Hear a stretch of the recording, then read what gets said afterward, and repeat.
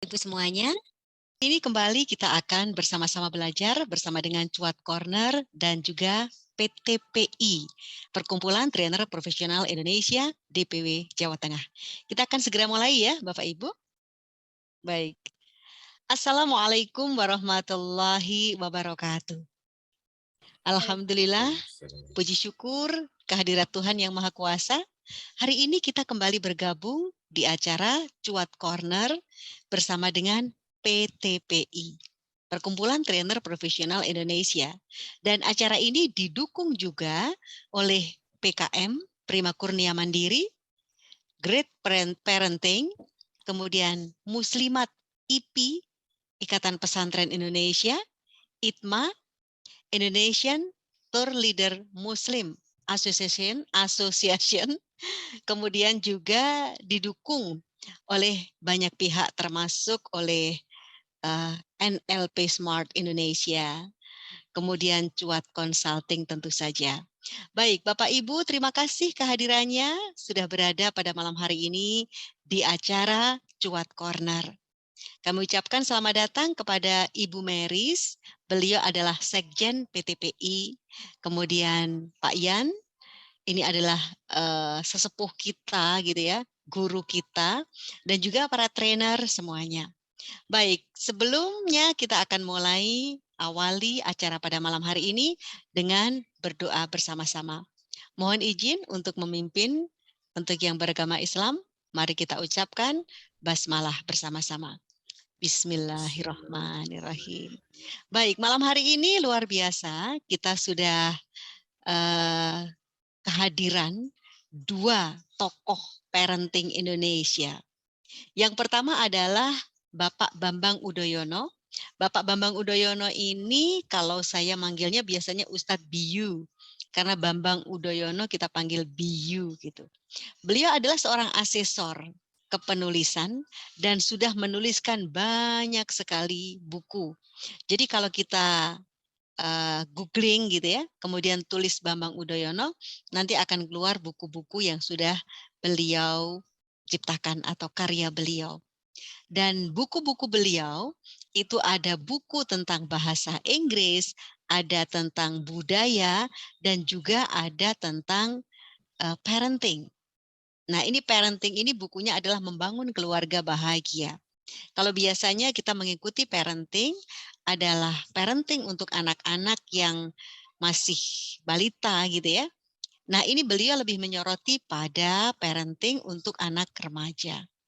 Kemudian juga sudah hadir di sini, nanti insya Allah kita akan belajar banyak dari beliau, adalah Bapak Saki. Bapak Saki ini tokoh pendidikan, kemudian trainer great parenting, dan juga asesor pariwisata. Beliau adalah pengurus PTPI DPW Daerah Istimewa Yogyakarta. Baik, berikutnya sebelum kita masuk ke acara inti kita akan mohon izin off cam. Baik, Bu Meris. Ya, yang pertama adalah sambutan dari sesepuh PTPI juga, penasihat DPN PTPI. Beliau juga founder dari Cuat Consulting dan juga Great Parenting NLP Smart Indonesia. Kepada yang terhormat Bapak Yan Subianto, kami persilahkan.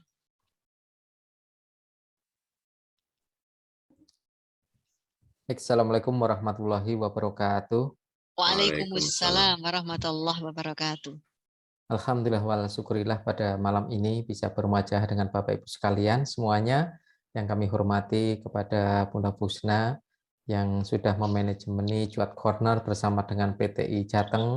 Terus di sini sudah hadir Ustadz Bambang Yudhoyono, terima kasih sekali atas hadirnya pada malam ini berbagi untuk banyak rekan-rekan dari Cuat Corner yang insya Allah secara konsisten setiap hari Selasa malam kita mengadakan pembelajaran dalam pola dan beberapa tema yang tentunya berbeda-beda. Kepada Pak Saki, salah satu dari trainer NLP Great Parenting, alhamdulillah pada malam ini juga sudah hadir bersama kita. Ada Bu Meris juga, Sekretaris Jenderal dari Perkumpulan Trainer Profesional Indonesia, dan juga banyak sekali beberapa senior saya, guru-guru saya. Ada Bunda Dr. Martuti, ada Om Pam, nggih, Bobo Pamuji, Bobo Pamuji dari Magelang, dan ada teman-teman dari LB Grid Parenting, ada Bunda Rusdiana, ada Bunda Fitri, dan ada beberapa yang lainnya yang mohon maaf tidak bisa kami sebutkan satu persatu.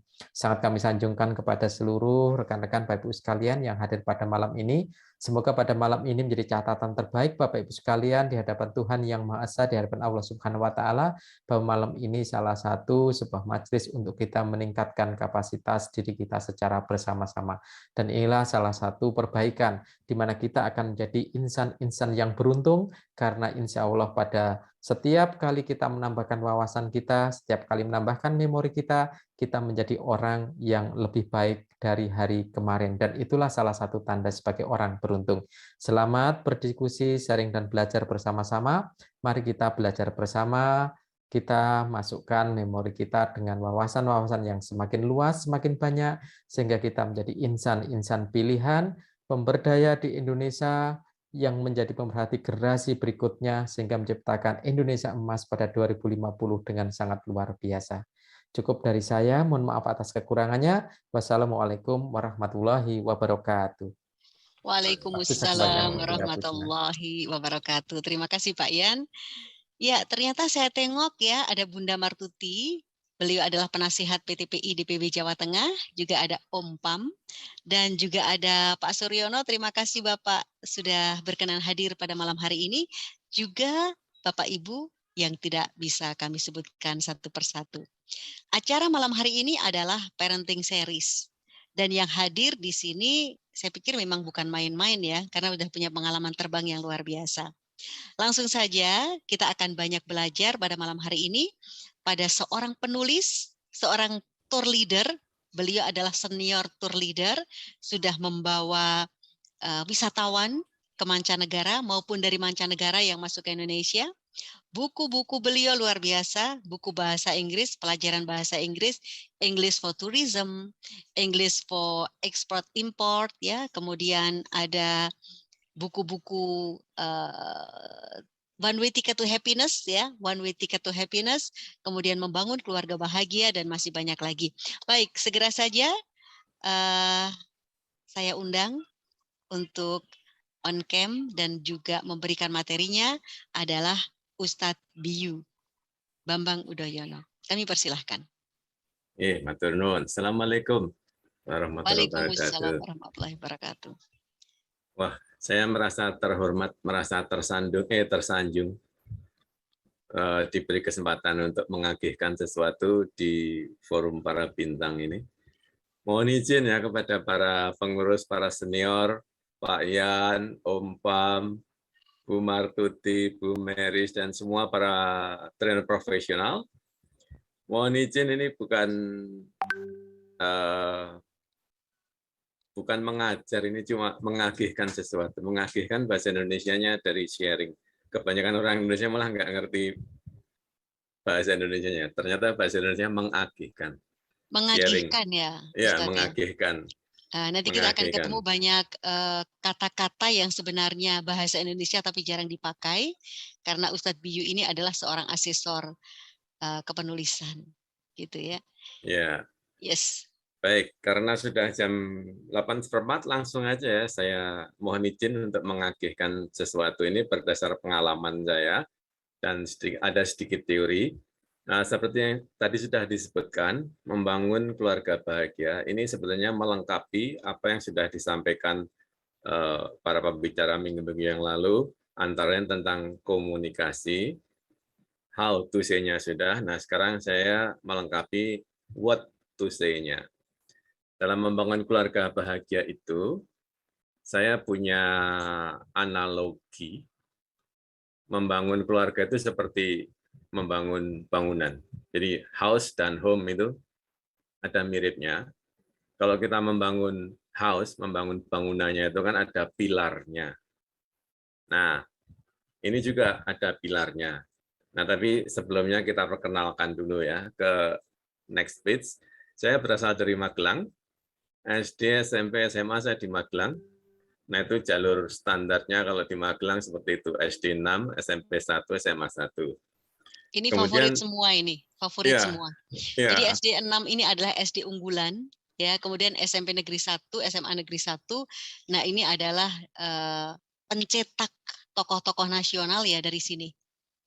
Dan makanya kalau waktu kita lulus lihat SMA kita boyongan ke Jogja. boyongan ya. Jadi SD 6, SMP 1, SMA 1, UGM ini kalau kita ketemu dengan teman satu angkatan kayaknya nggak pernah berubah. Orangnya Iya, sama gitu ya. iya. Baik. Makanya nickname saya sejak kecil itu sampai sekarang kebawa karena yaitu teman-teman dari kecil dari SD sampai SMA, kemudian sebagian besar kami kuliah ke Jogja dan Baik. Semarang. Dan nah ini pengalaman saya. Saya seorang tour guide itu yang foto kanan atas itu waktu tahun 86 atau 87, saya lupa persisnya. Waktu itu masih jadi pramuwisata muda, waktu memandu wisatawan asing di sebuah grup di Borobudur. Kemudian sekarang sudah naik setelah 2 tahun bisa naik ke Madya dan level ketiganya itu tour leader. Berdasarkan pengalaman itu, saya jadi penulis. Sebetulnya penerjemah dulu. Penerjemah, kemudian ada juga beberapa buku, kalau nggak salah 10 buku ya, sudah diterbitkan buku terjemahan saya. Dari itu belajar menulis, akhirnya jadi penulis. Dari penulis, berangkat dari situ kemudian jadi asesor kepenulisan di LSP PEP namanya, penulis dan editor profesional. Nah itu beberapa karya saya, antara lain yang berdasar pariwisata. Yang pertama kali itu English for Job Hunting, itu untuk pencari kerja, ada English for Tourism. Yang kanan bawah itu dalam bahasa Inggris itu untuk turis asing. Pelajaran bahasa Indonesia untuk turis asing. KTW in Indonesia, Indonesian Language for Foreign Tourists. Halaman berikut mungkin. Itu panduan wisata ke Guangdong. Tulisannya Guangdong, tapi orang Chinese mereka mengucapkannya Guangdong. Itu sebelahnya Hong Kong. Kalau dari Hong Kong naik kereta aja bisa sekitar sejaman tergantung dari stasiun mana. Nah itu panduan wisata, mau belajar apa, mau ngapain di situ, itu ada di situ. Nah yang akan kita bahas itu berdasar pengalaman dan sedikit teori adalah membangun keluarga bahagia dengan pilarnya itu iman, cinta, dan wacana. Sebelum lanjut, ini ada sebetulnya dalam standarnya itu ada safety induction kan. Sebenarnya banyak sekali, tapi untuk menyingkat waktu saya pilihkan yang mungkin bukan paling penting, tapi yang paling sering diabaikan. Yaitu kita sebaiknya menaruh gelas minuman di meja lain.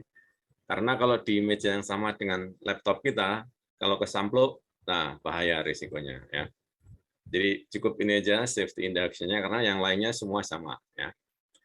Nah, sekarang gagasan utama dari buku itu adalah, seperti tadi saya sebutkan, ada 3 pilar utama. Jadi buku itu ada 3 bagian. Bagian pertama ada beberapa bab, demikian juga bagian kedua dan ketiga. Pilarnya itu, di keluarga itu harus ada iman. Apakah tanpa iman tidak bisa sukses? Bisa, tapi parsial, sebagian saja suksesnya. Sukses finansial misalnya. Kaya raya berkuasa bisa tanpa iman. Buktinya di banyak negara sekuler itu, seperti di Eropa itu misalnya, Eropa Amerika itu kan dasar negaranya sekulerisme. Jadi negara tidak menyelenggarakan pendidikan agama. Agama itu diajarkan kalau di barat Sunday school kan oleh gereja. Dan sekarang sudah banyak masjid juga. Tapi negara dasarnya sekularisme jadi tidak menyelenggarakan pendidikan agama. Nah, sukses finansial bisa, karir bisa, tapi parsial. Itu saja suksesnya. Nah, sebagai orang beragama, sebagai Muslim, tujuan kita kan bukan cuma di dunia, jadi harus ada pilar iman. Ini pilar yang sangat penting. Jadi banyak bukti bahwa mereka yang tanpa iman ini, sukses finansial itu justru nanti akan menjerumuskan. Hidup mereka ruwet. Di Amerika Serikat, statistik terkini menunjukkan ya, 50% lebih dari keluarga itu bubar, cerai. Bukan masalah keuangan, Masalahnya apa? Ya itu tadi salah satunya kurang iman. Jadi hidupnya ruwet. Dulu saya pernah punya bos orang Amerika namanya Don Friedman, nanti akan kita bahas. Dia mengatakan kepada saya, jangan meniru orang Amerika. Saya heran, loh kok nggak niru gimana? Saya pengen kaya. Kalau seumurmu ingin kaya, itu normal dan harusnya memang gitu. Kalau seumur kamu tidak ingin kaya, waktu itu saya umur 30-an, itu eh, hidupnya kurang greget. Jadi seumurmu wajar. Tapi nanti bersama berlalunya waktu, kamu harus juga, dia mengenasihatkan, money has nothing to do with happiness. Uang tuh nggak ada hubungannya dengan kebahagiaan. Dia mencontohkan orang Amerika. Kurang apa? Makmur, pinter, setiap tahun keliling dunia, bukan cuma 1-2 negara. Nah, tapi hidupnya ruwet. Dia mengistilahkannya, their life are falling apart. Hidupnya hancur, bukan karena kurang harta, kebanyakan harta malah, tapi kurang iman. Nah, kemudian di bab kedua, bagian kedua nanti ada beberapa bab di situ tentang cinta. Itu adalah lemnya, itu adalah perekatnya, itu adalah semennya kalau di bangunan. Tanpa itu ya bangunan kurang kokoh. Nah itu harus ada juga. Ini angel-angel gampang, susah-susah gampang. Mungkin lebih tepat kalimatnya Ki Hajar Dewantoro yang mengatakan tut wuri handayani. Jadi orang tua dari belakang, wuri itu belakang, handayani dari belakang mengasuh, memomong. Jadi artinya keputusan nanti ada di anak, akan menikah dengan siapa sebetulnya ada di anak. Tapi orang tua juga harus memberikan rambu, kriteria, panduan, bimbingan, tapi tidak paksaan ya. Dan kemudian harus ada wacana, pilar ketiganya itu. Nanti ada beberapa bab di bagian ketiga ini. Wacana itu mungkin istilah lainnya komunikasi. Beberapa minggu yang lalu sudah dibahas panjang lebar kan ya tentang wacana, how to say itu harus ada. Nah sekarang di buku saya itu what to say-nya. Ada perdebatan yang tak berujung. Mana lebih penting apakah what to say atau how to say. Nah nanti kita bahas selanjutnya ya. Nah di pilar pertama itu intinya sebetulnya tentang aturan agama tentang nikah, tentang pernikahan. Salah satu prinsipnya adalah suami atau bapak itu kan imam keluarga. Nah, di situ nanti dirincikan kriterianya seorang imam itu apa. Kemudian ada orang-orang yang tidak layak untuk dinikahi. Di situ dirincikan. Mungkin Bapak Ibu semua sudah punya perkiraan ya, seperti apa yang tidak dinikahi. Tentu saja yang tidak memenuhi syarat. Syaratnya berasal dari agama, berasal dari nalar juga ya. Pokoknya yang tidak memenuhi syarat agama dan nalar yaitu tidak layak, bahkan tidak boleh. Ada yang tidak boleh dinikahi oleh orang beriman. Nah, dari sisi ini, dari sisi keagamaan ini, ada juga panduan mendidik anak. Yang paling penting adalah mengajarkan tauhid. Itu kalau tidak salah dari surat Al-Luqman ya, ayat berapa saya lupa. Pokoknya intinya di Al-Quran itu menyebutkan seorang yang namanya Luqman. Itu jadi kontroversi apakah dia itu nabi atau bukan. Tapi nggak penting ya. Pokoknya intinya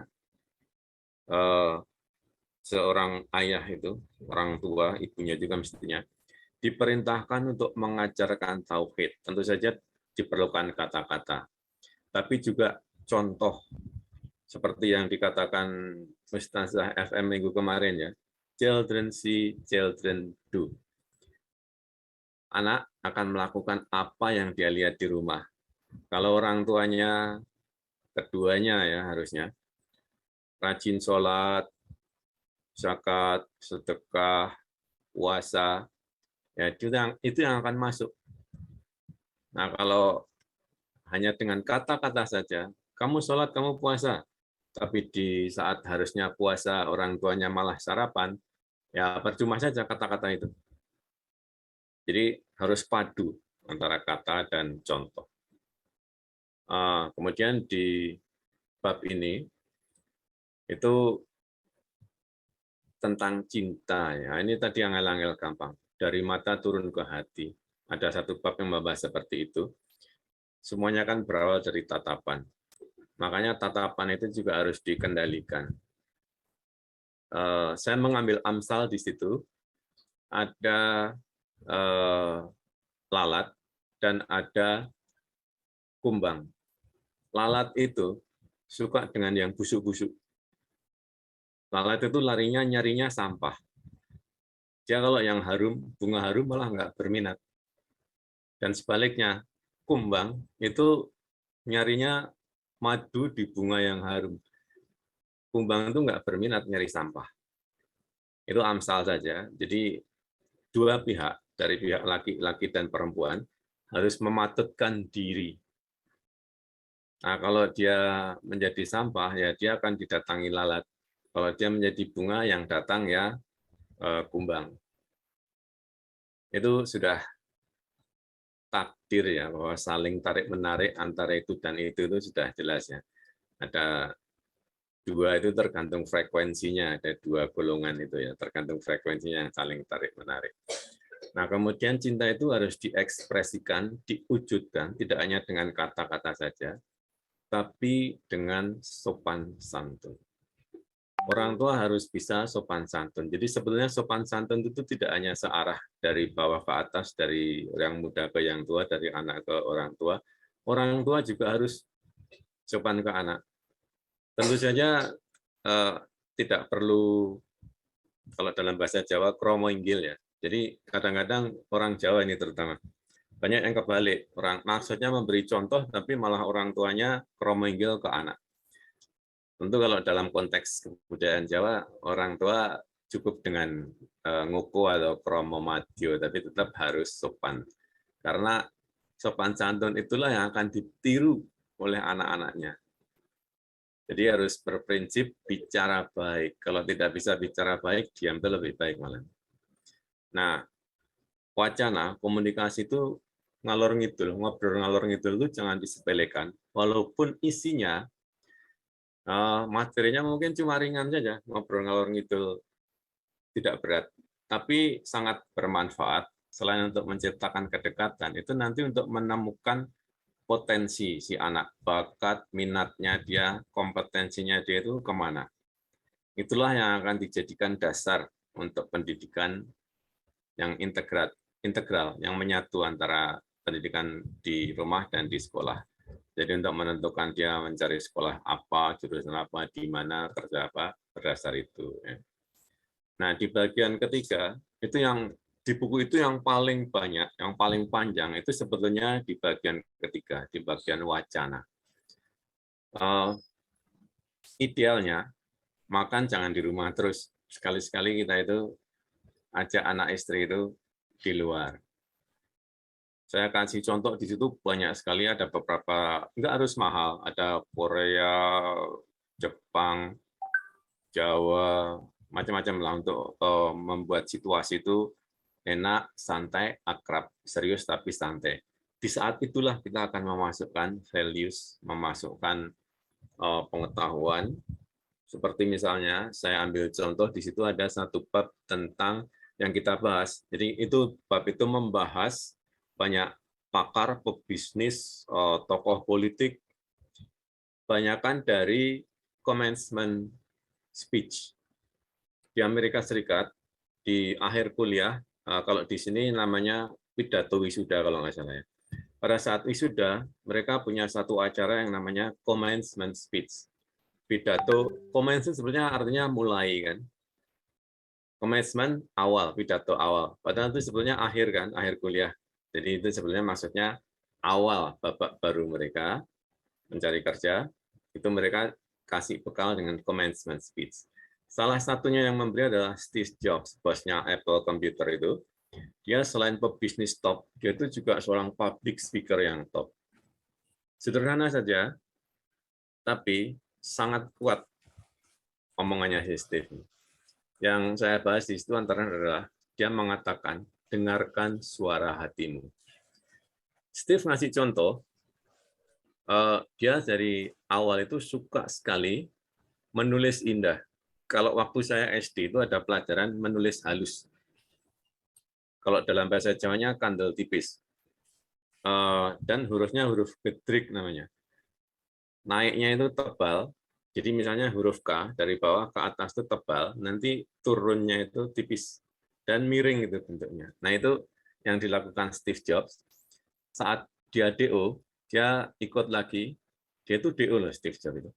Dia ikut lagi kursus itu di universitasnya untuk pembekalan, tanpa dia tahu manfaatnya untuk apa. Jadi dia hanya menuruti suara hati. Belakangan setelah dia pegang manajemen Apple Computer, itu ternyata menjadi bekalnya dia untuk menciptakan font bentuk huruf di Apple Computer yang lebih unggul, yang unggul daripada yang lain.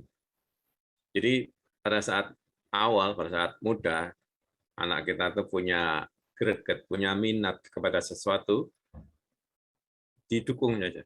Walaupun pada saat itu belum tahu manfaatnya untuk apa, apalagi potensi keuntungan finansialnya itu nggak usah dikhawatirkan. Nanti akan, seperti kata Steve, akan ada benang merah yang akan menyambungkan antara minat itu dengan realitas yang lain. Ya. Di situ saya bahas juga di salah satu hal, itu commencement speech lagi dari seorang laksamana namanya William McRaven dari US Navy, Angkatan Laut Amerika Serikat. Dia memberi contoh untuk membentuk kepribadian itu satu perbuatan yang simpel sekali, yang semua orang bisa, yaitu menata bed di pagi hari. Menurut William, itu keberhasilan menata bed di pagi hari itu akan membuat pikiran itu bangga, percaya diri, bening, bersih. Ini sangat penting untuk mencapai keberhasilan. Jadi sesuatu yang kelihatannya sepele, ternyata itu suatu modal besar untuk sukses di bidang apa saja. Saya bahas juga di situ disiplin Athena dan Sparta. Pasti sudah maklum semua ya, ada di dalam bahasa Indonesia ada istilah latihan Spartan. Itu adalah latihan ala Sparta dulu, sebetulnya itu adjektif dan noun. Jadi dulu di Yunani kuno, Sparta itu negara militer. Semua orang harus ikut militer, wajib militer, disiplin. Tapi disiplinnya itu dibangkitkan oleh sebuah otoritas. Nah, Athena sebaliknya, itu bukan negara yang militeristik seperti itu, tapi justru di Athena itu lahirlah Socrates, Plato, Archimedes, Thucydides, banyak cendekiawan yang ilmunya itu menjadi dasar perkembangan iptek yang modern sekarang ini. Jadi dampaknya ke dunia sampai sekarang ternyata lebih besar di Athena yang menerapkan disiplin intrinsik, disiplin yang ada di dalam dirinya sendiri.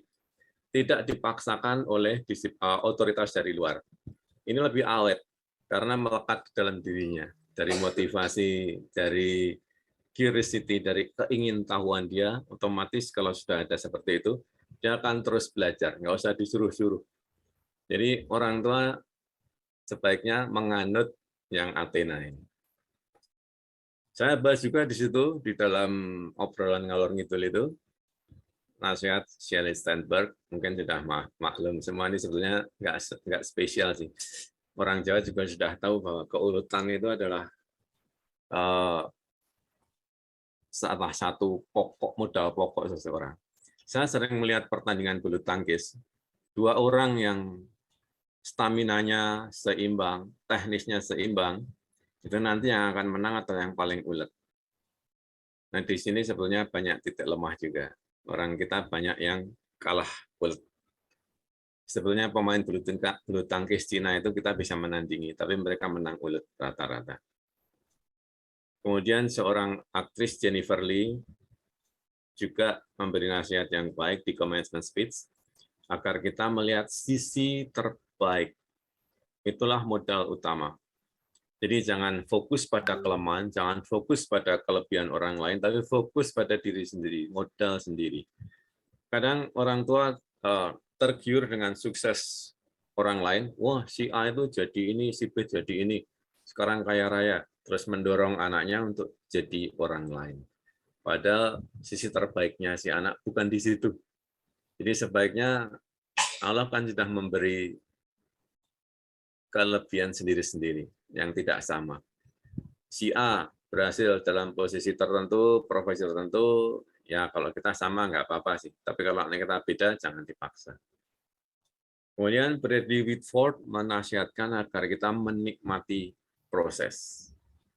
Saya tidak pernah memaksa anak-anak untuk dapat nilai A, untuk semester ini harus peringkat 1, harus masuk sekolah ini, sekolah itu. Tapi saya mewajibkan mereka berusaha sebaik-baiknya, berusaha maksimal. Dapat nilai berapapun akan saya sambut, saya terima dengan senang hati.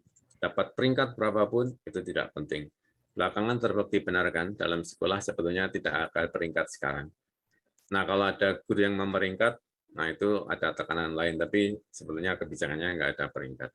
Ternyata hasilnya malah bagus. Kalau kita berfokus pada proses, hasilnya insya Allah akan bagus. Karena ada equation persamaan di pasti disiplin and dedication, disiplin dan dedikasi itu equal sama dengan reward and recognition, hadiah dan pengakuan.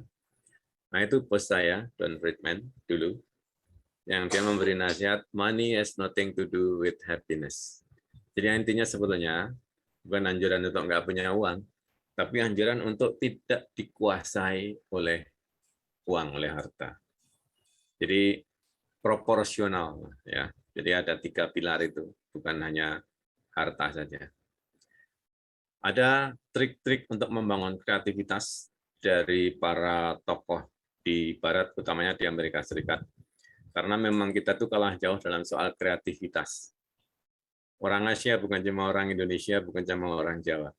Itu bukunya Ang Ai-Kwan, seorang dosen dari Queensland University. Dia menulis buku yang judulnya itu Why Asians are less creative than Westerners. Kenapa orang Asia kalah kreatif dengan orang Barat?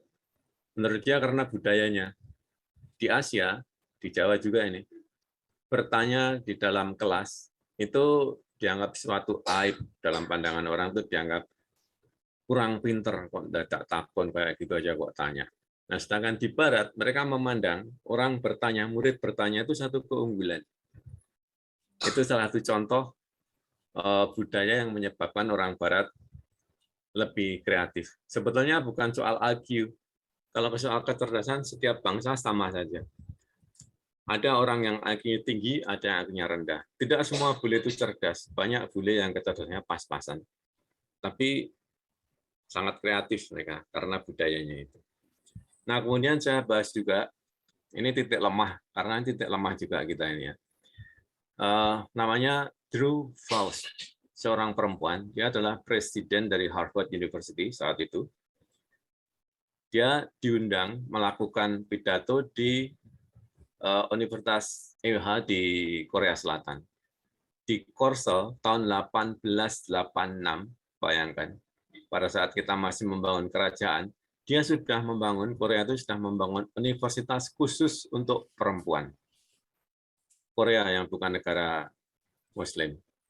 Kita yang mayoritas Muslim, di dalam hadis ada yang menyatakan, bahasa Arabnya saya lupa, tapi intinya saya ingat, Kanjeng Nabi itu pernah ngendiko, bahwa perempuan itu tiang masyarakat. Kalau perempuannya baik, masyarakat itu akan maju, akan baik, akan unggul. Dan sebaliknya, kalau perempuannya lemah, apalagi rusak, ya rusak juga satu masyarakat. Korea sudah menerapkan itu abad 19.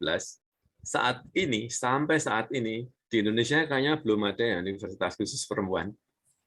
Padahal kita mayoritas Muslim, tapi kok kita tidak menerapkan anjuran Kanjeng Nabi ini. Mudah-mudahan ke depan ada. Saya bahas juga bahwa sebetulnya dalam Islam itu wanita itu mulia.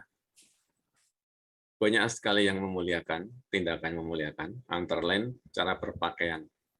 Yang berukut itu kan sebetulnya malah menghargai, memuliakan. Beda sekali dengan mereka yang menganut era keterbukaan.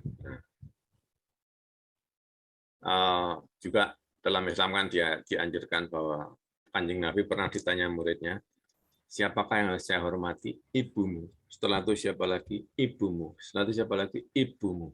3 kali baru keempatnya bapakmu. Jadi artinya dimuliakan. Itu saya bahas dalam salah satu bab. Kemudian saya bahas juga itu J.K. Rowling, pengarangnya Harry Potter. Dia itu pernah gagal sebetulnya pada saat dia nulis Harry Potter yang seri pertama. Itu dia betul-betul pas bangkrut, masa tersulit. Sehingga dia nulisnya itu kan di sebuah kafe pada saat anaknya sekolah. Jadi pagi dia berangkat naik bis sekolah itu, ngantar sekolah anaknya masih kecil. Terus dia seharian nunggu itu untuk menghemat biaya pulangnya. Jadi dia nggak pulang, saking mepetnya keuangannya. Jadi dia menghemat keuangannya, tidak pulang, nunggu sampai anaknya pulang, nanti dia pulang bareng anaknya. Itu saat dia nulis buku pertamanya. Jadi menurut dia, kegagalan itu ada manfaatnya, asal tentu saja kita punya mindset yang positif. Ya. Sekali lagi, membenarkan di Islam ya, bahwa di balik kesulitan ada kemudahan. Bisa memanfaatkan atau tidak, tergantung mindset-nya. Kalau bermindset positif, akan terlihat manfaatnya. Kalau negatif, ya nggak terlihat.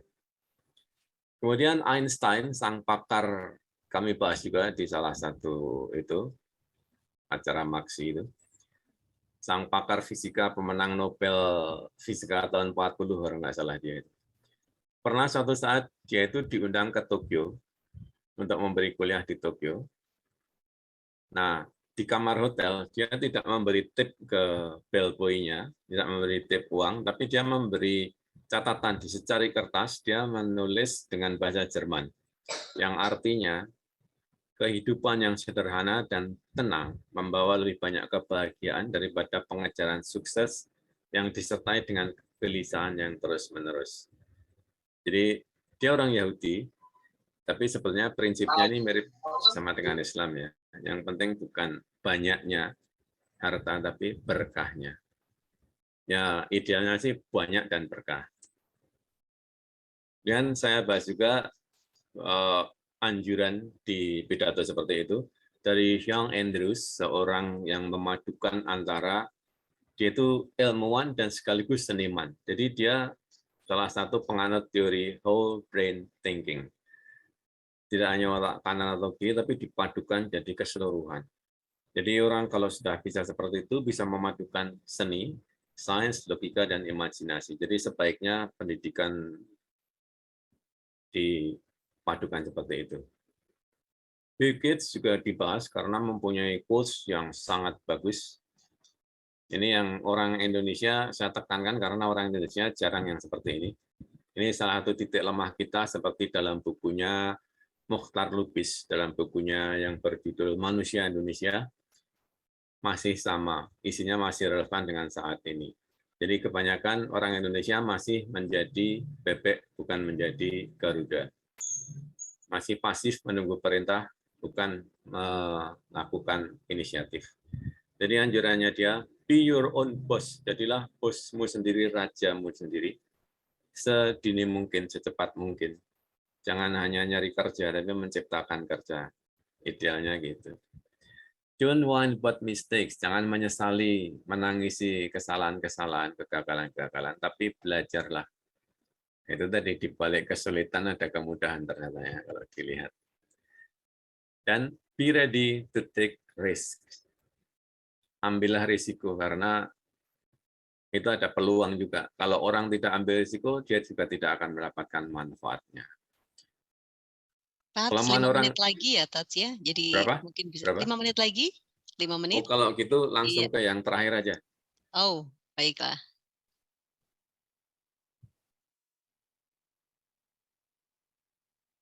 Nah, ini, CEO-nya Brian Dyson ini CEO-nya sebuah perusahaan minuman yang paling terkenal di dunia. Dia memberi masukan, yang penting itu kita harus punya visi, pandangan ke depan. Harus perusak durungi winarah dalam bahasa Perancisnya itu. Maka orang tua juga harus rajin baca, rajin diskusi, rajin berwisata agar punya visi ke depan, bisa melihat ke depan. bukan dalam arti klenik ya, tapi dengan mata nalar. Seperti Soekarno yang dalam tahun 27 sudah bisa melihat kita akan merdeka pada saat terjadi perang besar di Pasifik. Benar, tahun 45 kita merdeka. Dia nulis itu tahun 27, hebat loh, dengan mata nalar, bukan mata klenik ya. Dia juga menganjurkan kepercayaan diri. Kita harus percaya bahwa rencana ini adalah bagus.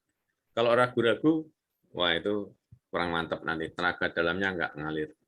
Dan keberuntungan itu ya takwa, faktor X. Nah, ini sebetulnya sudah sering saya dapatkan dulu sebelum saya melihat commencement speech-nya ini.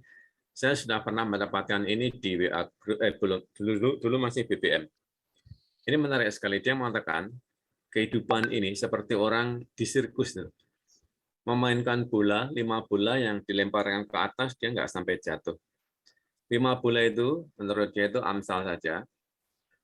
Ada pekerjaan, keluarga, kesehatan, teman, dan semangat. Pekerjaan itu bola karet. Artinya kalau jatuh nggak apa-apa. Artinya kalau kita gagal dalam pekerjaan, kena PHK, rugi, dan sebagainya, masih bisa diperbaiki. Nggak masalah. Ya goyang sedikit setelah itu. Tapi kalau yang 4 ini adalah bola kaca. Kalau itu jatuh, ambiar. Susah diperbaikinya. Makanya keluarga itu jangan sampai ambiar. Itu yang terpenting, yang nggak boleh gagal. Juga kesehatan, teman, dan semangat. Kalau orang semangatnya hilang, ya mati dalam hidup. Kehilangan dinamika. Percuma aja sia-sia hidupnya. Jadi saya pikir itu yang lebih penting daripada beberapa bab yang tadi ya. Itu saja. Baik, Terima kasih. baik. Terima kasih banyak Ustadz Biyu malam hari ini memberikan materi terkait dengan bedah buku beliau. Buku ini judulnya adalah Membangun Keluarga Bahagia dan isinya cukup kompleks ya, lengkap dengan contoh-contohnya. Nanti apabila ada yang ingin bertanya, boleh dicatat dulu untuk nanti disampaikan secara langsung atau ditulis di chat ya, silahkan. Dan jangan lupa Bapak Ibu semuanya bahwa di situ sudah ada linknya untuk sertifikat, silahkan diklik link tersebut untuk mendapatkan sertifikat. Saya ingatkan bahwa setiap Selasa malam PTPI Jawa Tengah dan Cuat Consulting mengadakan Cuat Corner dan kita akan belajar banyak dari para trainer baik yang ada di Jawa Tengah maupun di luar Jawa Tengah. Karena kalau kita lihat ini Ustadz Biyu adalah anggota PTPI Jawa Tengah tetapi memang kadang-kadang ke Jakarta gitu ya. Dan yang hadir berikut ini adalah Bapak Saki. Bapak Saki ini trainer dari Great Parenting NLP Smart Indonesia. Beliau juga seorang pendidik, certified trainer BNSP, dan juga asesor pariwisata. Kalau Ustadz Biyu ini juga anggota ITMA, Pak Saki ini juga anggota ITMA, juga seorang hipnoterapis. Ya, kebetulan saya dengan Pak Saki ini banyak belajar bersama-sama ya, satu kelas gitu ya di banyak pelatihan gitu. Nah, bicara tentang pelatihan Bapak Ibu, kami dari PTPI Jawa Tengah, Perkumpulan Trainer Profesional Indonesia DPW Jawa Tengah, itu menghimbau Bapak Ibu untuk segera mendaftar kalau yang belum daftar ya. Nanti insya Allah di grup akan saya berikan linknya. Kemudian membayar iuran tahunan dan mendapatkan kartu tanda anggota. Di kartu tanda anggota itu nanti bisa digunakan untuk mengikuti seminar-seminar baik offline maupun online dengan ada bonus maupun diskon. Nah, malam hari ini webinar gratis pada malam hari ini ya disediakan 10 voucher umroh. Nah, keren nih. Yang menyediakan adalah dari Biro Umroh dan Haji Cuat. Nanti Anda bisa mendapatkan vouchernya. Voucher ini senilai masing-masing 1 juta. Oh, ada 6 ya, ada 6 voucher. Ada 6 voucher umroh, nilainya masing-masing adalah 1 juta. Insya Allah nanti berangkat pada bulan Maret minggu ketiga. Moga-moga suasana sudah kondusif ya, jadi perjalanan sudah mulai lancar, nanti bisa berangkat bersama dengan Cuat Tour and Travel gitu. Baik, nanti siapa yang akan mendapatkan hadiah itu, voucher umroh itu, kita akan tunggu ya. Sekarang kita akan ikuti dulu pemaparan materi dari Bapak Saki. Kami persilahkan. Baik, terima kasih Bunda Husna. Iya, dengan senang hati. Assalamualaikum warahmatullahi wabarakatuh. Waalaikumsalam warahmatullahi wabarakatuh. Bismillah, alhamdulillah, salatu wassalamu ala rasulillah, Sayyidina Muhammad ibn Abdillah wa ala alihi wa sahbihi wa man tabi'ahum bi ihsan ila yaumil qiyamah. Terima kasih Bunda Husna untuk kesempatan yang diberikan, tentunya yang terhormat dia Ustaz Yu, Pak Bambang, Pak Yan juga guru saya di surat. Alhamdulillah malam hari ini saya bersilaturahim bersama-sama. Saya menyampaikan untuk malam hari ini adalah materi tentang parenting, itu cerdas emosi dalam mendampingi buah hati. Baik, izinkan saya untuk share screen.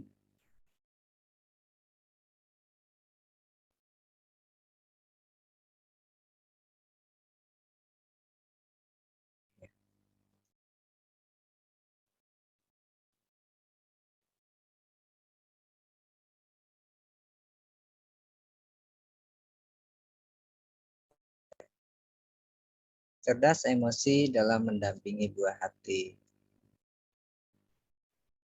Jadi sebuah hal yang saat ini menurut saya menjadi sangat urgent. Bagaimana kita menjadi orang tua, calon orang tua, menjadi pendidik, bisa memberikan pendampingan sepenuhnya kepada anak-anak kita. Oke.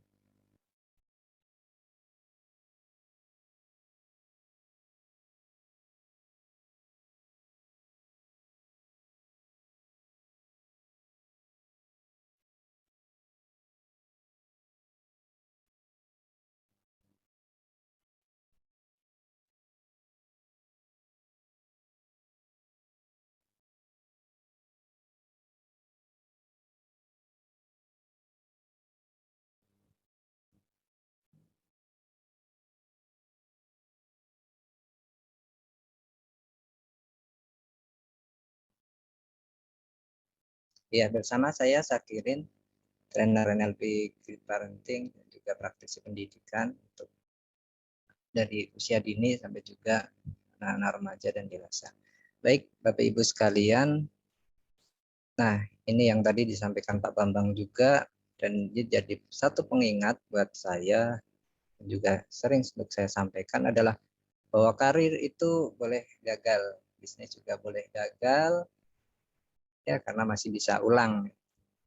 Tapi kalau parenting, mendidik anak, pasti pilihannya harus berhasil. Karena kita tidak mungkin membuat anak itu dikecilkan lagi, kemudian dimasukkan lagi ke dalam cetakan. Itu nggak mungkin. Oleh karena ini tuh inilah sebuah pilihan bahwa kita harus berhasil di dalam mendidik anak. 3 tantangan terbesar di pendidikan pengasuhan di saat ini adalah yang pertama tantangan teknologi, termasuk juga tantangan digital. Mau tidak mau dengan berkembangnya teknologi, akhirnya kita sebagai orang tua, kemudian teman-teman juga yang trainer, sebagai trainer harus melakukan penyesuaian terhadap teknologi. Pendidikan, pengasuhan yang dulu masih sangat konvensional, tapi dengan adanya perkembangan teknologi, maka ya mau nggak mau harus bersentuhan. Sebagai contoh adalah ketika anak-anak pada saat belum terjadi pandemi, itu mereka anak-anak usia dini itu belum boleh untuk pegang gadget, pegang berlama-lama di depan monitor gitu. Tapi begitu terjadi pandemi terus ya dibutuhkan, mereka harus mau tidak mau bersentuhan dengan teknologi. Ini yang kedua adalah tantangan milenial. Bagaimana anak-anak milenial ini ada ciri-ciri instan ya, anak yang suka instan, anak yang suka praktis, berbeda dengan anak-anak zaman dulu, apa-apa sudah praktis. Kemudian yang ketiga adalah tantangan pandemi. Pandemi ini ya, dengan adanya pandemi tentu tantangan bagi orang tua melakukan pendidikan untuk mengasuh anak. Tantangan pendidikan di lembaga pendidikan juga menjadi semakin meningkat. Bukan hanya mengajari anak, tetapi juga diri sendiri pun harus ikut belajar. Baik Bapak Ibu sekalian, jadi inilah tantangan yang harus kita jawab dengan adanya perkembangan teknologi, dengan adanya perkembangan generasi, dan juga dengan adanya pandemi yang sampai saat ini masih ada. Selanjutnya, di dalam menjawab tantangan ini tentunya kita ya perlu kembali kepada fitrah dari manusia, atau terutama dari anak kita ya. Fitrah dari anak kita, bahwasanya kalau kami di Great Parenting membahas anak itu sebagai manusia, anak itu sebagai satu kesatuan yang terdiri dari roh, dari fisik, dan juga dari pengalaman, experience.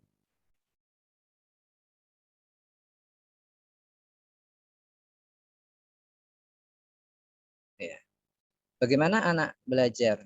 Bagaimana seorang anak ini yang wujudnya adalah manusia, kita lihat bagaimana dia mendapatkan informasi. Pertama adalah anak atau manusia itu terdiri dari roh yang merupakan anugerah dari Tuhan, anugerah dari Allah. Yang mempunyai roh, yang ini merupakan anugerah dari Allah yang dimasukkan pada saat ibunya hamil. Kemudian yang kedua adalah bahwasanya yang membangun unsur seorang manusia atau seorang anak adalah juga adanya DNA atau kromosom dari seorang ayah dan seorang ibu yang disatukan. Ketika itu adalah bibit yang unggul, maka dia akan menjadi unggul. Ketika itu yang biasa saja. Ini dari mana kita bisa membangun ini? Salah satunya adalah dengan mempersiapkan, terutama yang mau berencana untuk mempunyai anak lagi ya, mempersiapkan dengan memakan makanan yang bagus, kemudian dengan pola hidup yang bagus, sehingga DNA yang dihasilkan, sehingga sari-sari yang dihasilkan untuk melakukan pembuahan itu adalah sesuatu yang bagus. Yang nomor tiga adalah experience atau pengalaman. Experience, pengalaman mulai dari anak itu di dalam kandungan sampai kemudian dia sudah bisa berkomunikasi. Makanya pada saat anak hamil, ibu-ibu itu memberikan stimulasi berdialog dengan anak yang di dalam kandungan.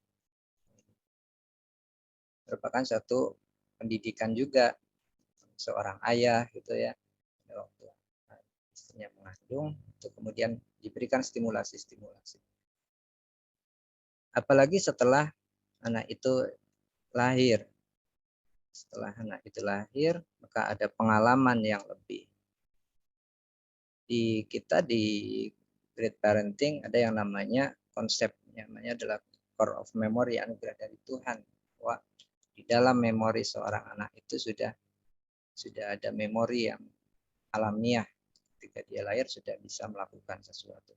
Baik, Bapak Ibu sekalian, yang selanjutnya adalah apa-apa yang ada di dalam diri manusia yang merupakan akibat dari proses pembelajaran, baik itu waktu di dalam kandungan, kemudian setelah dia lahir, mulai proses dari masa bayi sampai dewasa itu masuk melalui visual apa yang dia lihat. Ketika dia belum bisa melihat, maka masuk dari apa yang dia dengar.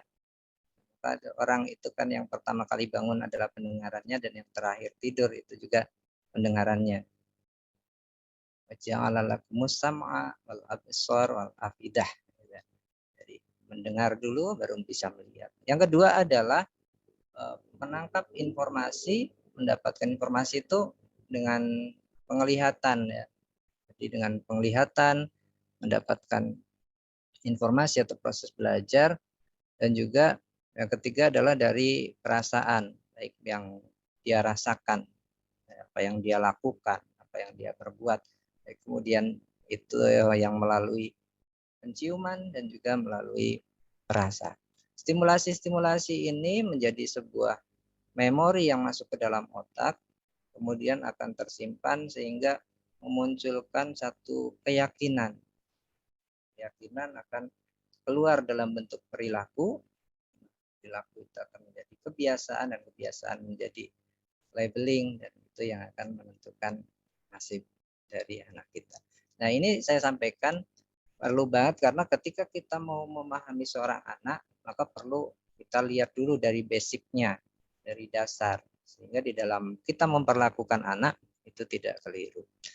Baik, yang selanjutnya. Nah, bahwa setiap anak punya pengalaman, punya persepsi, punya cara pandang, punya memori yang berbeda satu dengan lainnya. Sehingga kita di dalam memperlakukan mereka, apalagi dalam pendidikan massal ya, baik keluarga yang punya beberapa anak ataupun di lembaga yang punya banyak murid, tentu akan memperlakukan mereka dengan berbeda.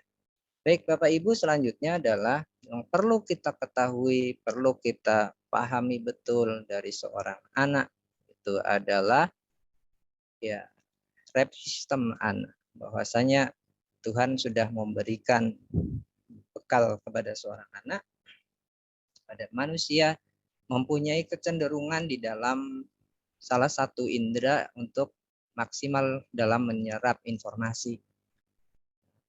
Dalam sistem referensi itu NLP kita ada 3, yaitu visual, orang-orang yang dengan visual, apa yang dia lihat, dengan auditory, apa yang dia dengar, dan juga dengan kinestetik, apa yang dia rasakan.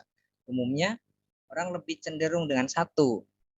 Ini beberapa pengalaman ketika melakukan komunikasi dengan orang, kemudian berbeda di sistem preferensinya, maka terjadi miskomunikasi ya. Jadi terjadi hal yang nggak sesuai gitu. Kemudian ini juga berpengaruh pada cara berpikir.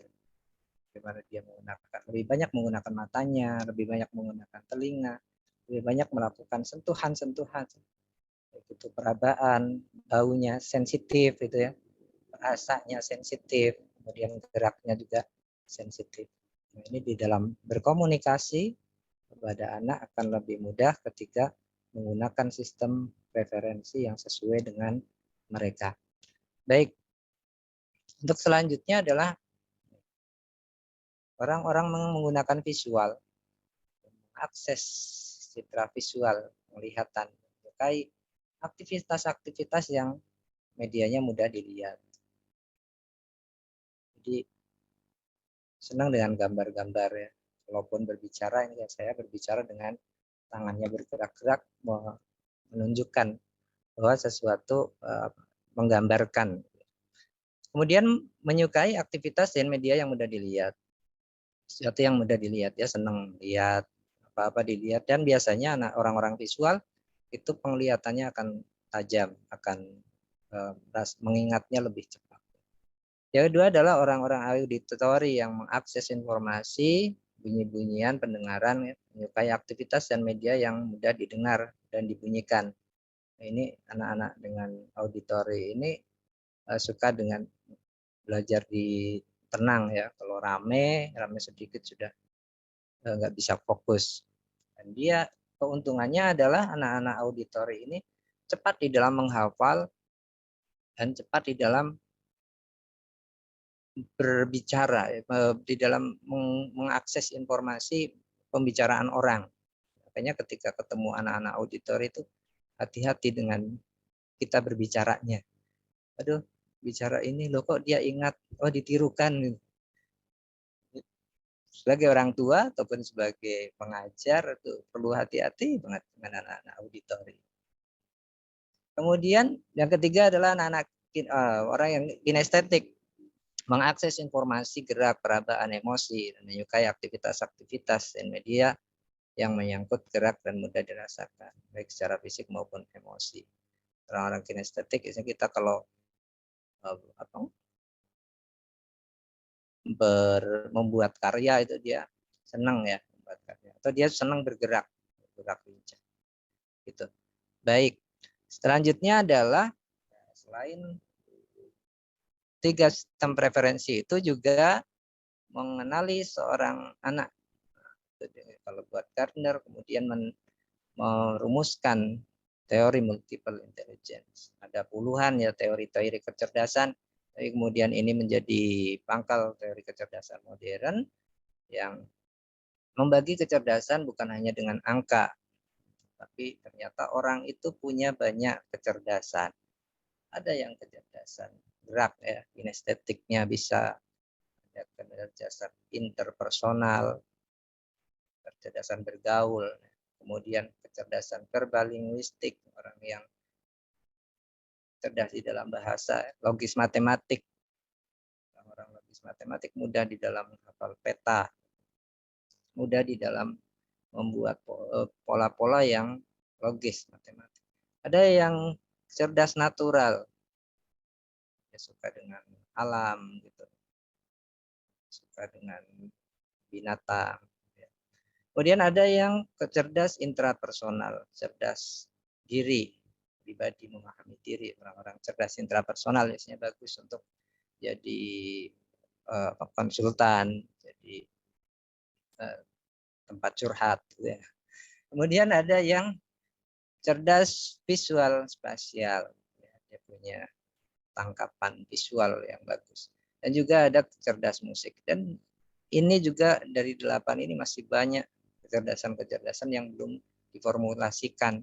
Ya, misalnya kecerdasan melucu gitu. Bisa juga kan karena tidak semua orang punya kecerdasan itu, kecerdasan humor dan lain sebagainya. Jadi ada banyak sistem kecerdasan, teori kecerdasan, tapi kemudian lebih senang membagi kecerdasan anak itu dengan yang 8 ini, sehingga mudah di dalam pengelompokan. Oh, anak-anak yang ini cocok dengan yang ini, kemudian dalam memberikan stimulasi cocok. Baik, nah coba boleh kita melakukan eksperimen sebentar ya. Bapak Ibu, apa yang bisa kita ambil dari 4 gambar ini? Jika apa perbedaan dari 4 gambar ini? Bisa di chat atau bisa buka mic supaya kita ada interaksi. Perbedaan ukuran, perbedaan warna, perbedaan bentuk. Iya betul Bunda Fusna. Ukuran, warna, bentuk. Oke. Wah, langsung diborong nih 3. Boleh silakan Ibu Bapak yang lainnya untuk Perbedaan banyaknya isi. ya banyaknya isi boleh Bunda. Perbedaan rasa. Udah ya tadi. Perbedaan rasa Pak Pam ya. Betul.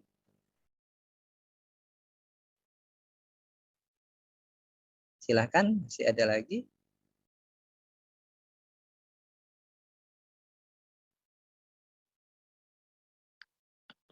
Gitu ya.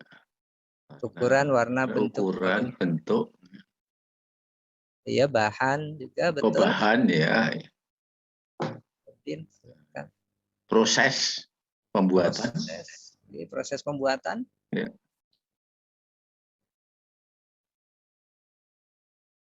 Ada lagi? Mari kita cek ke tingkat ketelitian kita. Wah. Ya. Baik. Fungsinya juga beda.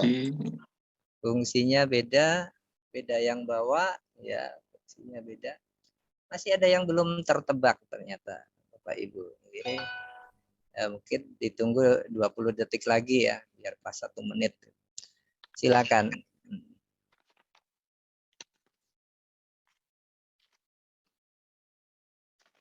Bahan, gitu. Bahan udah.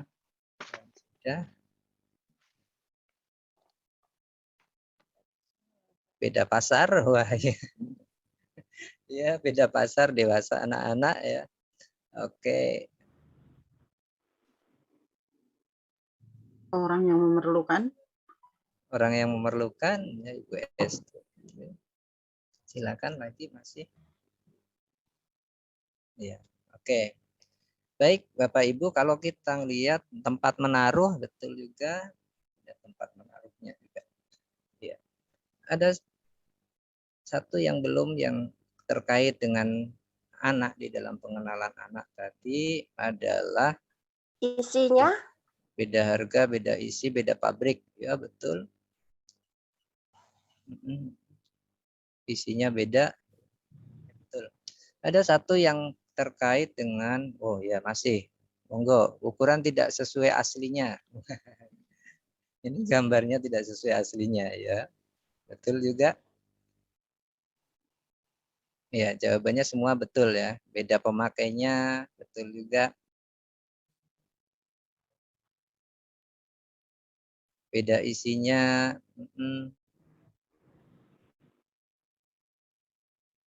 Ya, oke. Sepertinya jawabannya sudah sama. Coba deh Bapak Ibu perhatikan di bagian tutup. Nah, ya. Ada beda apa itu?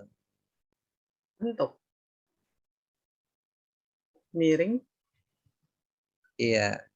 Ada perbedaan cara membukanya.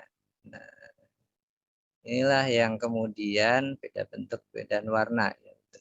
Ada perbedaan cara membukanya. Nah, ini diibaratkan adalah anak-anak kita, maka tentunya ada perbedaan cara memperlakukan mereka. Kalau kita dalam konteks pendidikan memasukkan informasi, memasukkan sebuah perilaku, memasukkan sebuah keilmuan gitu ya. Tentunya adalah bagaimana kita membuka tutup-tutup ini. Nah, kita lihat yang ungu, yang gambar pingu itu adalah dengan ditarik ke atas. Kemudian yang kedua yang merah juga. Yang ketiga itu diputar. Yang keempat itu Tarik juga. tarik. Ya, nah, bayangkan ketika yang harusnya ditarik itu diputar sampai, ataupun yang harusnya diputar terus ditarik, apa yang terjadi? Tidak bisa terbuka. Ya, tidak bisa terbuka atau rusak. Tidak bisa terbuka atau akan jadi rusak. Ini seperti kisah seorang apa itu yang ahli kunci ya, Bapak Ibu. Seorang ahli kunci yang bisa membuka semua kunci. Semua kunci apapun bisa dibuka. Suatu saat mendapatkan tantangan besar yaitu dia dimasukkan di dalam sel dan dengan sangat pedenya dia siap. Oh, saya mau bisa membuka, dikunci pakai apapun bisa buka. Setelah dia masukkan di dalam satu ruangan itu, dia sampai sekian waktu nggak bisa buka-buka, sampai dia putus asa dan akhirnya menyerah. Ternyata apa yang terjadi? Pintu itu tidak dikunci. Loh, kok bisa? Tapi pintu itu cara bukanya bukan didorong, tapi tinggal digeser. Nah, Bapak Ibu sekalian, inilah ketika kita memahami ataupun kita melihat anak-anak, maka perlu banget kita memahami yang tadi sudah disampaikan dan juga diistilahkan bagaimana kita membuka buat tutup mereka. Bagaimana kita bisa membuka tutup mereka sehingga bisa memasukkan pesan-pesan entah itu perilaku atau apapun. Ya, kaitannya dengan bagaimana seorang tua bisa cerdas emosi di dalam mendampingi buah hati adalah kita lihat apa itu cerdas emosi. Ya, bergandengannya antara hati dan otak. Beberapa waktu yang lalu ada yang bertanya kaitannya dengan emosi yang jelas. Bagaimana ketika saya itu selalu marah-marah kepada anak? Padahal kepenginnya itu nggak marah. Tapi kok bisa marah-marah terus gimana, Pak? Ternyata rahasianya ada di sini ya, otak dan hatinya belum bergandengan. Baik Bapak Ibu sekalian, ya ada satu organisasi Six Second yang kemudian definisikan kecerdasan emosi adalah sebuah kemampuan menggabung pikiran dan perasaan untuk membuat keputusan optimal untuk mencapai hasil yang positif. Ini menjadi satu kompetensi yang paling dibutuhkan di abad ini ya. Salah satu dari 10 kompetensi yang paling dibutuhkan di abad ini adalah emosi yang cerdas. Bagaimana bisa menggabungkan pikiran dan perasaan untuk membuat keputusan yang optimal untuk mencapai hasil positif. Kalau di materi-materi yang lain sebelumnya, emosi, kalau di marketing ya, pembelian itu adalah sebuah reaksi emosi. Salah satunya adalah banyak kan orang membeli itu dari emosi. Baik, cerdas secara emosi. Kita menjadi orang tua yang cerdas, yang secara emosi cerdas. Nah, rata-rata per jam menurut penelitian adalah orang punya 27 reaksi emosi di dalam kondisi normal. Kira-kira bisa dalam 1 jam terakhir kita sudah dapat banyak emosi ya, dapat motivasi dari Pak Bambang itu Ustadz Bio tadi. Ada cerita yang membuat motivasi, ada yang membuat oh iya ya, oh itu. Kemudian bayangkan dalam 1 minggu, dalam 1 hari 27 kali berapa? Per jam, kali 24. Dalam 1 hari ada 459 pengalaman emosional. Makanya ketika kita berinteraksi dengan banyak orang itu emosi-emosi menjadi beraneka macam. Ya kadang-kadang kita pulang ke rumah itu dalam kondisi kayaknya nggak ngapa-ngapain deh. Kok rasanya capek. Ternyata begitu diingat-ingat, oh habis ketemu dengan orang yang punya emosi negatif.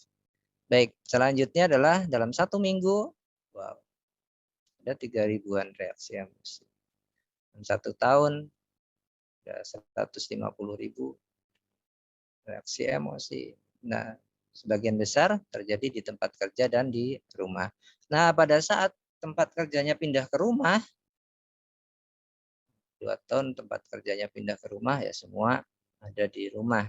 Sehingga kadang-kadang bukan hanya diri sendiri yang kena, tetapi anggota keluarga juga kena. Kadang-kadang anak juga ikut kena. Nah, orang yang mampu mengelola emosinya dengan baik akan bekerja lebih mudah dan lebih berprestasi sesuai target dan tujuan hidupnya. Baik. Ya, ada 8 kompetensi emosional intelijen. Di malam ini saya menyampaikan 1 saja terkait dengan fungsi kita nantinya sebagai pendamping buah hati ya, entah itu buah hati anak sendiri ataupun murid-murid atau siswa-siswa. Jadi bagaimana mulai dari yang pertama mengenali emosi sampai dengan bagaimana menentukan goals, bagaimana memotivasi itu. Tapi hari ini hanya bagaimana kita navigate emotion. Menilai, menyelaraskan, dan mentransformasikan emosi-emosi sebagai sumber daya yang strategis. Jadi, emosi itu termasuk dari hal yang ada di dalam kendali kita atau di luar kendali kita ya Bapak Ibu?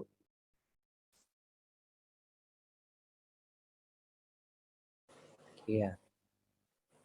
Jadi sebuah reaksi itu kan ada di dalam kehidupan ini kan ada sesuatu yang di dalam kendali kita dan ada sesuatu yang di luar kendali kita. Ini perlu kita perlu membuat lingkaran ya, lingkaran kendali. Jadi apa-apa yang di dalam kendali kita dan apa-apa yang di luar kendali kita. Kadang-kadang sebagian orang banyak membahas sesuatu yang di luar kendali sehingga lupa bahwa ada sesuatu yang di dalam yang lebih penting untuk dikendalikan.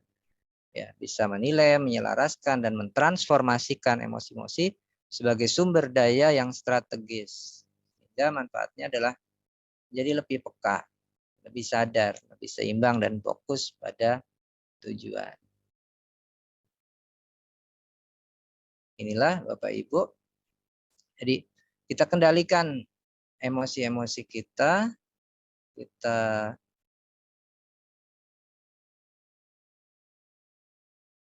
seimbangkan. Ya, saya ada satu cerita lagi kaitannya dengan kisah seorang kakek dan anak-anak yang bermain bola. Nah, jadi di depan rumah seorang kakek itu halamannya sangat luas. Jadi kita diskusikan ini ceritanya mau kemana ya.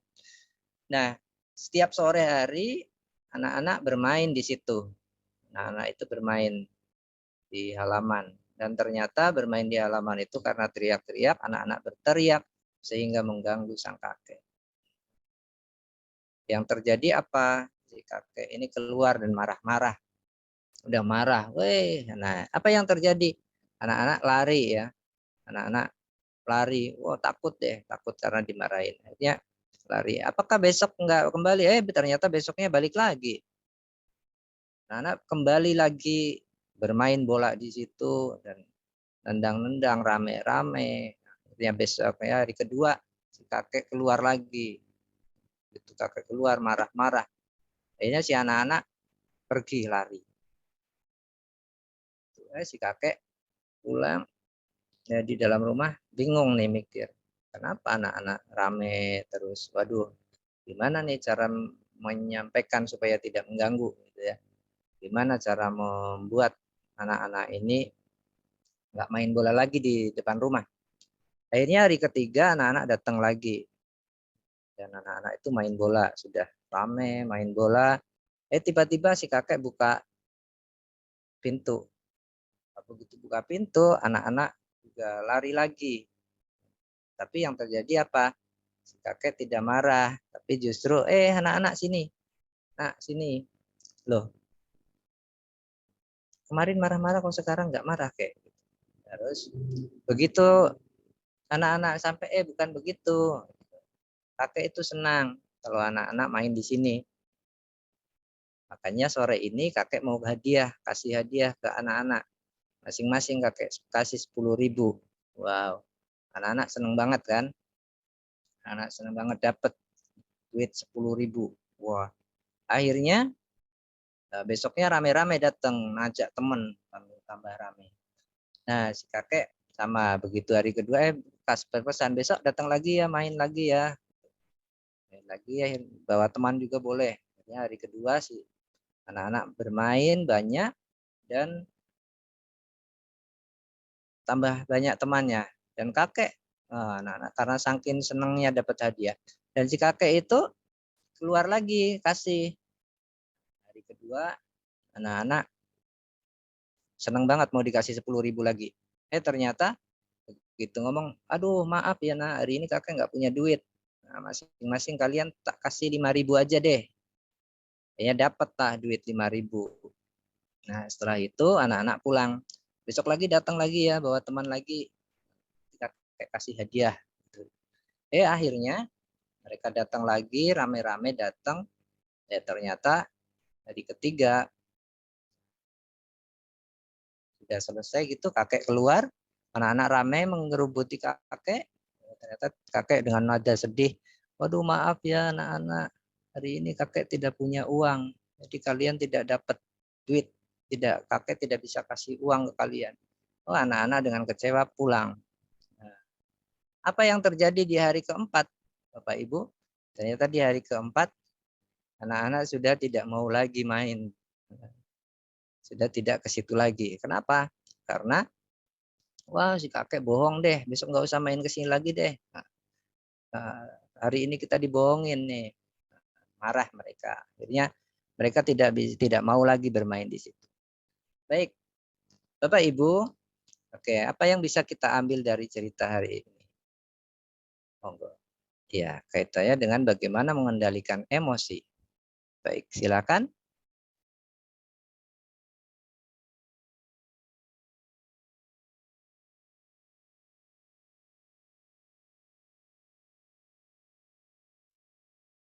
berdamai dengan dirinya sendiri, dengan keadaan.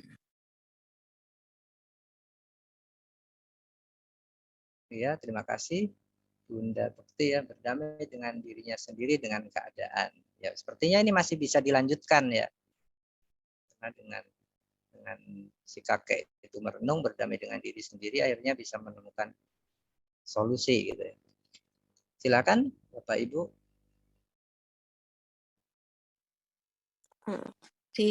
Dibarengi dengan adanya keperansertaan, Pak, to involve kepada apa yang diminati anak-anak.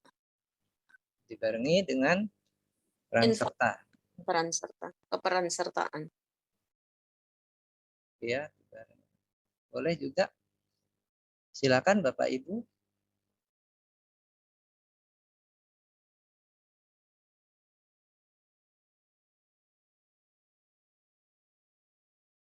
Boleh chat atau boleh langsung buka mic. Ya. Ya, Bunda Meris, merubah respon terhadap situasi yang tidak disukai. Ya, ya ini. Ya. Silakan, masih ada lagi. Menyampaikan dengan bahasa atau cara yang dipahami audiens. Boleh juga Bunda Lisyanti.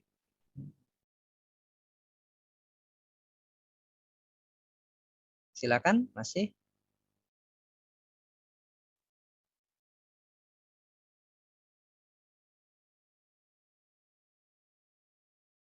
Ya, baik Bapak Ibu. Betul sekali, merubah respon terhadap situasi. Marah-marah itu ternyata tidak menyelesaikan masalah. Marah-marah itu tidak membuat apa? Tidak membuat orang mendengarkan, apalagi anak-anak ya. Marah-marah itu tidak membuat anak-anak mendengarkan. Tetapi dengan strategi yang betul, dengan berdamai dengan diri sendiri, kemudian berpikir tentang sebuah solusi, maka bisa menghilangkan gangguan atau bisa menemukan solusi. Walaupun kalau kita lihat dari sisi lain, wah dampak negatifnya ke anak-anak jadi nggak bisa main bola dong. Dampak negatifnya jadi nggak bisa berolahraga dong. Tapi ini jadi satu hal yang oleh kakek ini dicontohkan. Jadi satu hal, dia melakukan pengendalian emosi, mengendalikan diri, menemukan solusi apa yang tepat. Oh ternyata ini tidak tepat. Ini juga tidak tepat. Nah, Bapak Ibu sekalian, ini yang kita lakukan kepada anak-anak pada saat kita ingin marah, pada saat kita punya emosi-emosi negatif, tentunya kepada anak-anak itu tidak perlu dilakukan, tapi kita berpikir ulang untuk mengendalikan diri kita, untuk berpikir cerdas, sehingga mereka ataupun anak-anak bisa menjadi tetap bahagia. Baik, terakhir dari saya terakhir satu ya, seberapa sayang Anda kita kepada buah hati. Baik, Bapak Ibu yang punya putra, apalagi yang masih anak-anak, boleh saya bertanya, berapa nilai kalau kita punya skala 10 ya, berapa sih nilai anak Anda nilai? Jadi saya memberikan penilaian terhadap anak saya itu berapa? Boleh ditulis di chat. Saya ingin apakah itu dari prestasi, apakah itu dari apa anak-anak itu menurut, atau anak dari apa. Oh terima kasih Pak Nurdin, 98. Wah luar biasa. 98 kan paling banyak 10 Pak. Ya, 100 skala 100. Oke, silakan Bapak Ibu, ya 9,8. Silakan, boleh chat semua loh ini, semua peserta. Berapa kita memberikan penilaian anak-anak kita itu, kita nilai ada berapa? 9. Dain. Oke.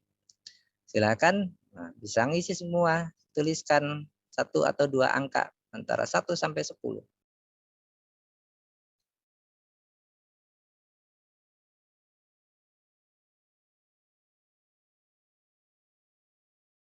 Ya, Pak Joko 10, lagi yang lainnya Boleh 1, 2, 3, 4, 5, 6, 9,8, 7, 8, 9, 10.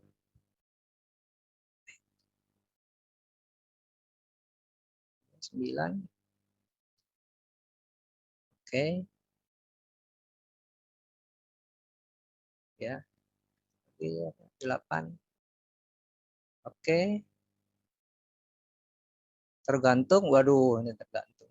Masa memberi penilaian gantung kan nilainya 1 sampai 10. Baik.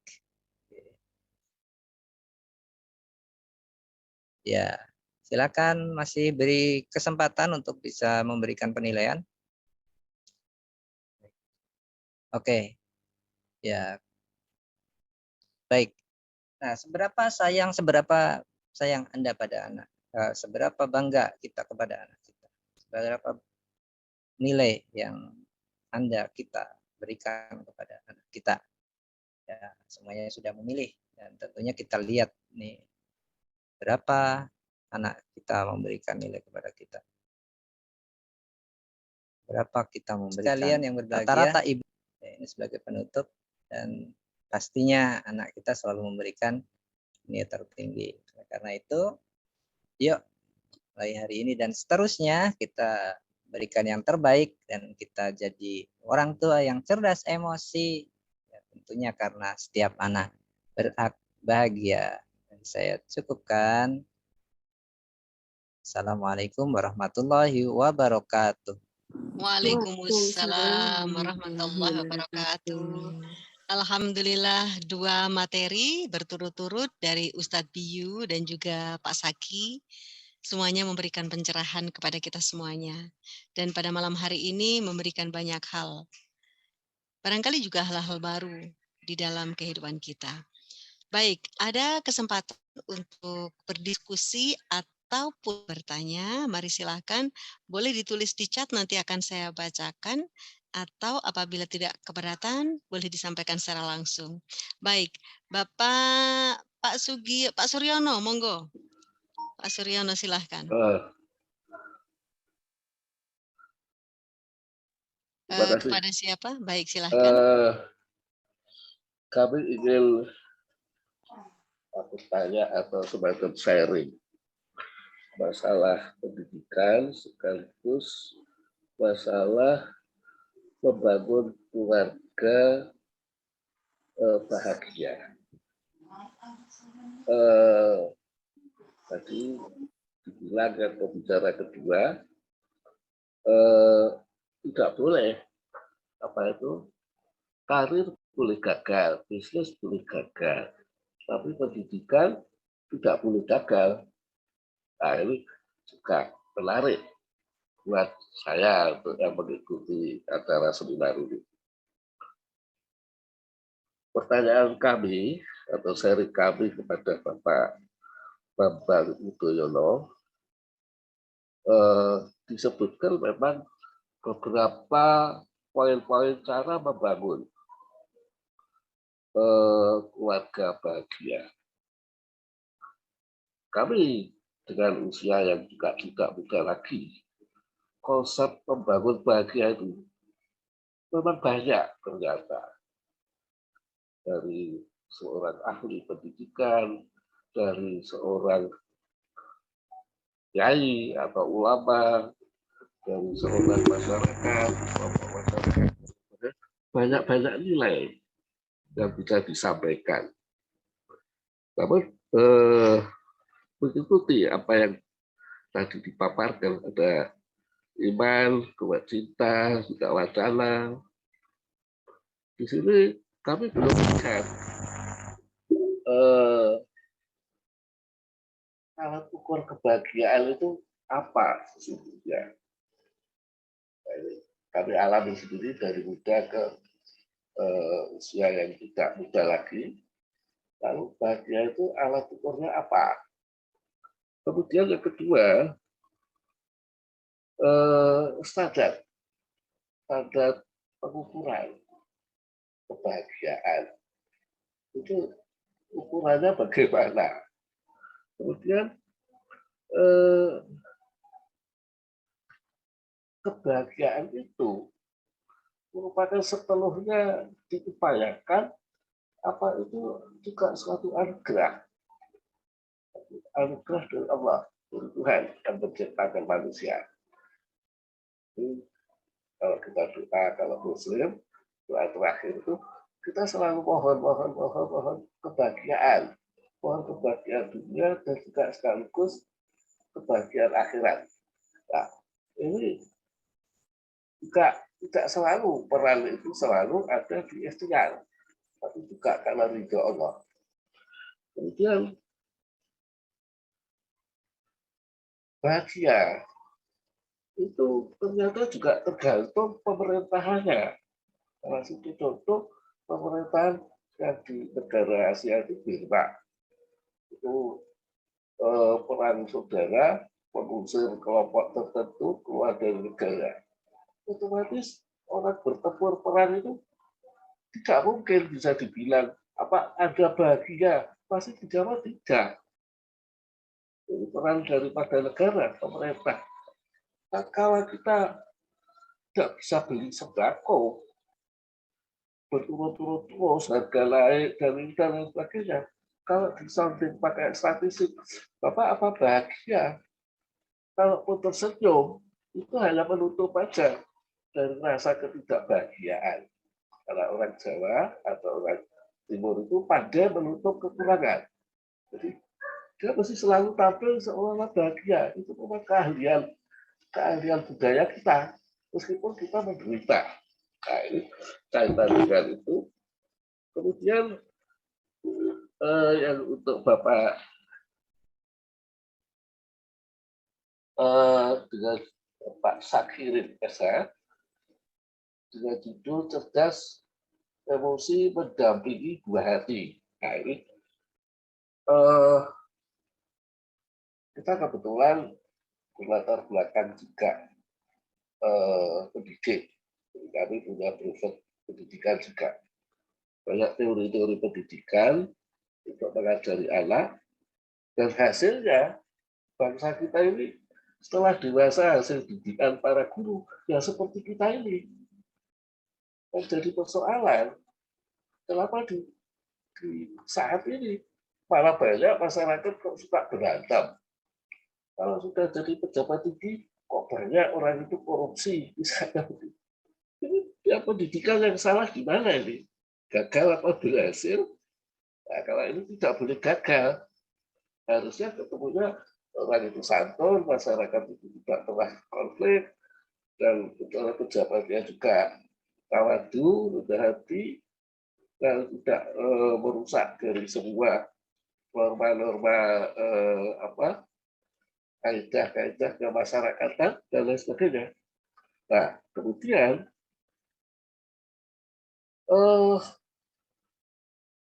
ada lagi satu nilai namanya kecerdasan.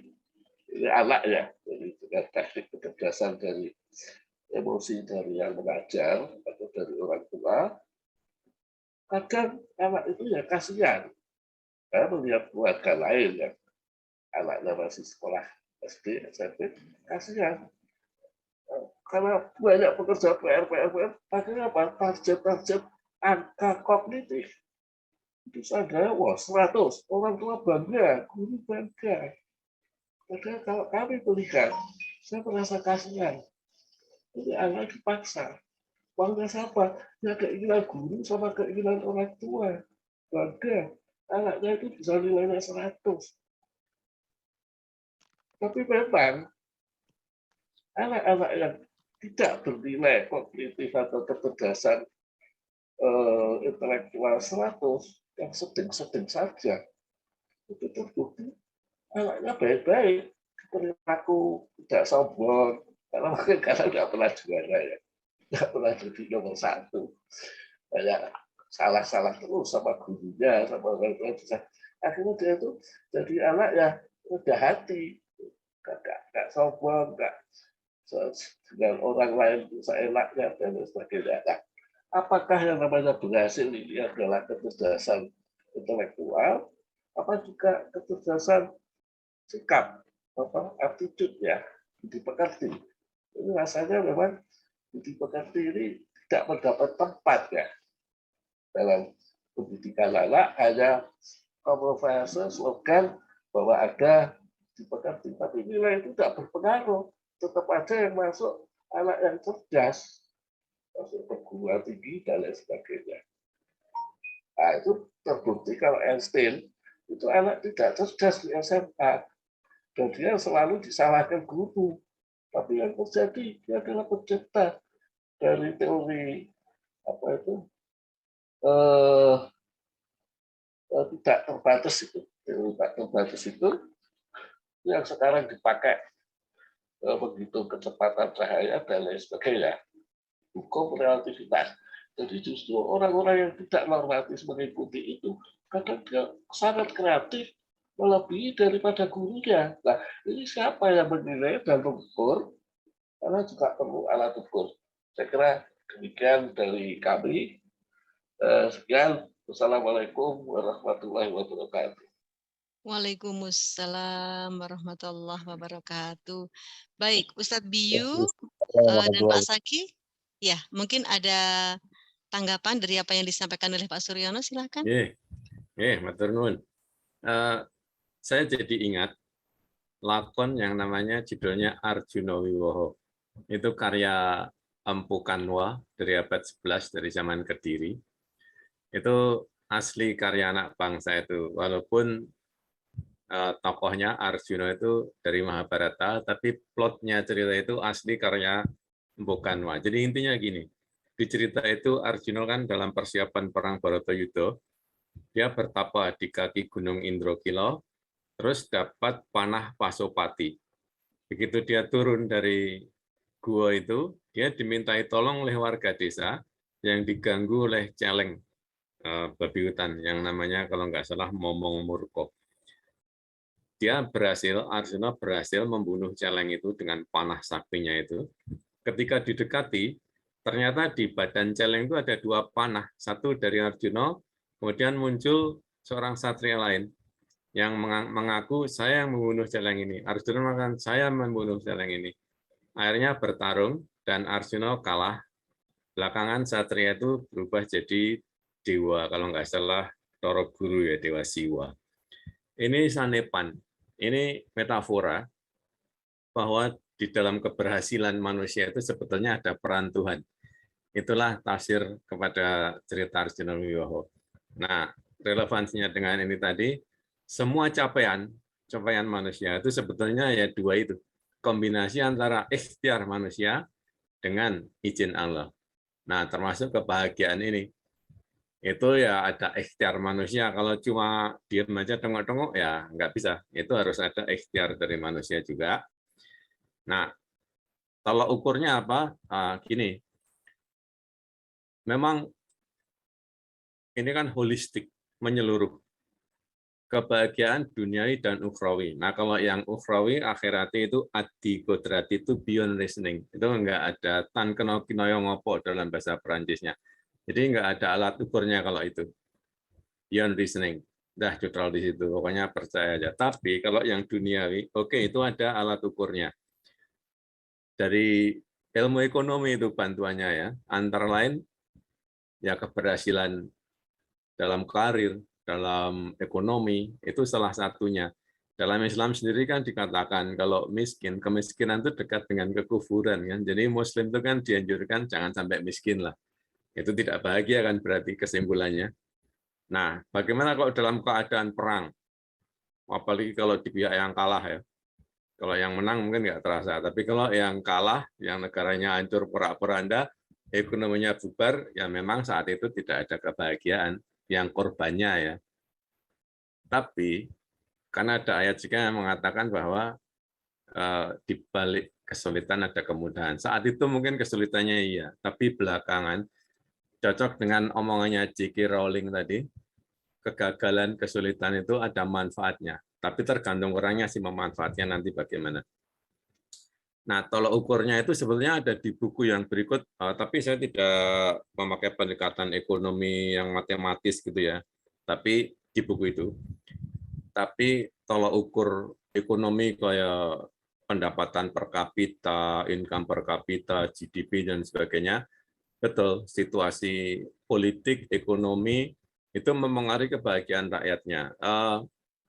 Tapi ya itu tadi, money has nothing to do with happiness. Ada sebuah survei, saya lupa, pokoknya lembaga internasional yang menyelenggarakan itu, saya lupa rincinya, tapi intinya gini, ternyata yang orang paling bahagia di dalam survei itu bukan orang Jepang, bukan orang Eropa, bukan orang Amerika Serikat, bukan dari negara-negara maju, tapi dari negara-negara yang kalau dalam ukuran-ukuran ekonomi itu tadi, itu masih negara pas-pasan di Asia dan di Afrika.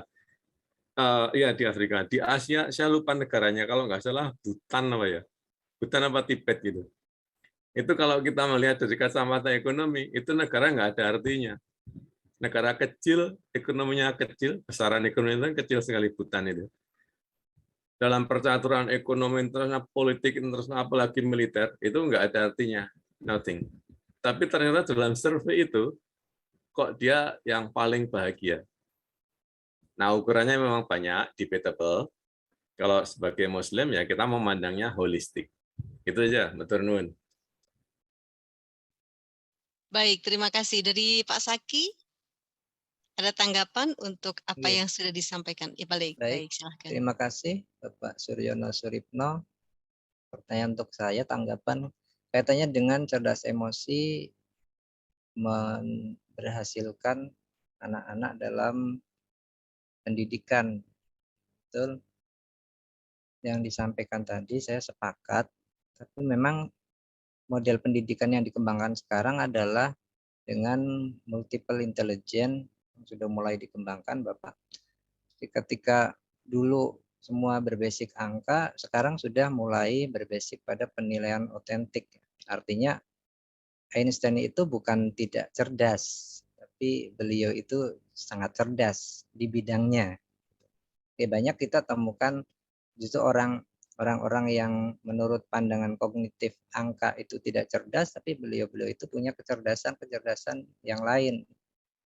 Nah, misalnya orang yang disleksia, tidak bisa tulis, tidak bisa baca, ada tetangga itu tidak bisa tidak bisa mengerti angka, Bapak Ibu, tapi bisa ngerti uang. Nah, dan jadi pengusaha sukses juga seperti itu. Jadi makanya tema saya hari ini adalah cerdas emosi, bagaimana emosinya cerdas, kemudian bisa melihat anak dengan sesuai berbagai potensinya, mulai dari tipe belajarnya, mulai dari kecerdasannya, sehingga mereka bisa diarahkan, didampingi sesuai dengan bakatnya, sesuai dengan minatnya. Sebenarnya sekarang sudah nggak zaman lagi ya orang tua mengharuskan anaknya harus seperti ini. Di 7 kesalahan besar itu kan salah satunya anak harus jadi fotokopinya orang tua. Sekarang sudah nggak begitu ngetren lagi seperti itu Bapak. Jadi bagaimana dengan cerdas emosinya orang tua bisa menghargai anak dengan segala potensinya, kelebihan ukuran, dan itu yang akan menjadikan anak optimal di bidang sesuai dengan bakatnya. Seperti itu Bunda Fusna. Baik, terima kasih. Nah, ini kita sekarang masih mempunyai 6 voucher, masing-masing senilai Rp1.000.000 untuk umroh. Insya Allah akan berangkat pada bulan Maret, minggu ketiga, bersama dengan Cuat Tour and Travel. Nah, siapakah yang akan mendapatkan umroh tersebut? Saya mohon nih Pak Saki memberikan 3 pertanyaan dan Ustadz Biyu juga memberikan 3 pertanyaan.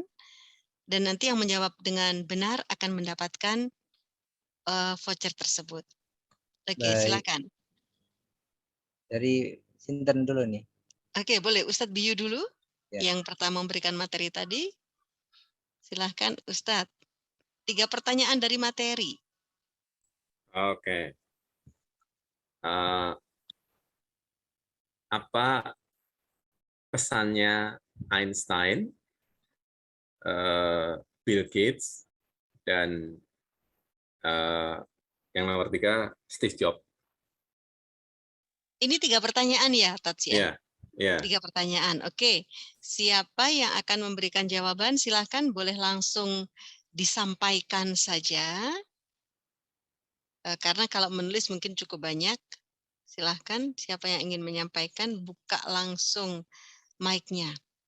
Apa pesan Steve Jobs, Einstein, dan Bill Gates ya? Ya. Oke. Silahkan sambil dipikir-pikir, ingat-ingat lagi materi yang tadi. Yes. Oke, sambil menunggu jawaban ya, apa pesan dari ketiga tokoh tersebut? Pak Saki, pertanyaannya apa Pak Saki? Iya, yang pertama sebutkan 3 rep system. Oke. Yang kedua, Yang kedua, apa tantangan besar pengasuhan pendidikan saat ini? baik. Yang kedua, dan yang ketiga? Yang ketiga,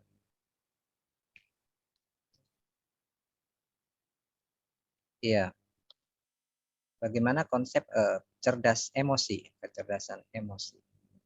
Baik, silahkan Bapak Ibu. Bagaimana konsep cerdas emosi, tantangan pendidikan pada masa kini, dan sebutkan 3 rep system. Kemudian yang dari Ustadz Biyu tadi, apa pesan dari, Bu Martuti yang jawab nih, yang rep system, visual, auditory,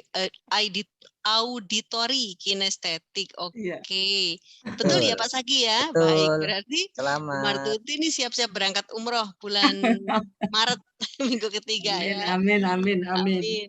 Boleh Oke, apa boleh lagi, Mbak.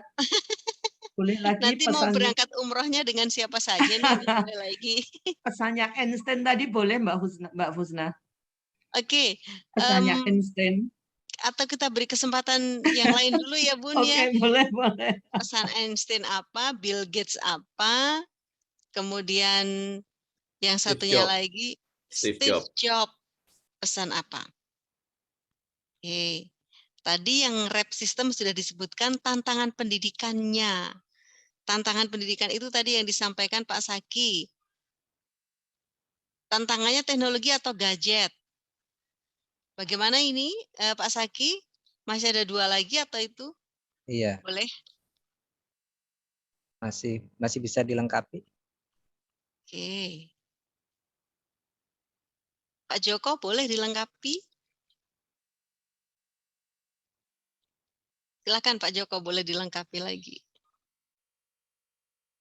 Dan juga konsep cerdas emosi yang satu. Gadget dan teknologi tadi Pak Nordin. Oke, bagaimana ini? Dikasih clue mungkin? Dikasih clue? Hadiahnya adalah voucher umroh 1 juta, insya Allah berangkat Maret minggu ketiga.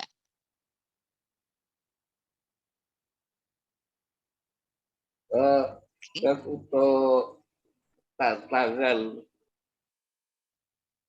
pengasuhan, jadi ada 3. Ya. Milenial dan pandemi. Masuk pertanyaan itu. Milenial, pandemi, dan digital. Digital. Bagaimana Pak Saki? Betul. Yes. Betul Bapak Suryono Suripno. Baik, Pak Suryono mendapatkan 1 buah voucher. Masih ada konsep cerdas emosi yang dari Pak Saki, yang dari Ustadz Biyu. Apa pesan dari Einstein, Bill Gates, dan Steve Jobs?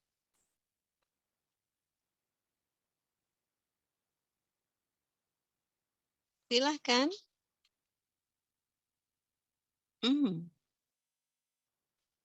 Apa harus dikasih clue? Kalau clue-nya Steve Jobs itu sesuatu yang harus diikuti itu apa? Nah, ingat nggak sesuatu yang harus diikuti tadi apa? Steve Jobs tadi. Yang kemudian diceritakan Steve Jobs belajar menulis tebal tipis ya, Tats ya.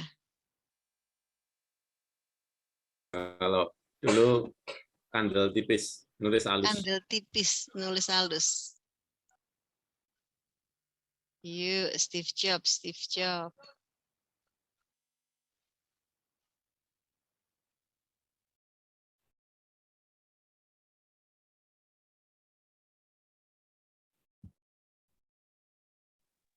Oke.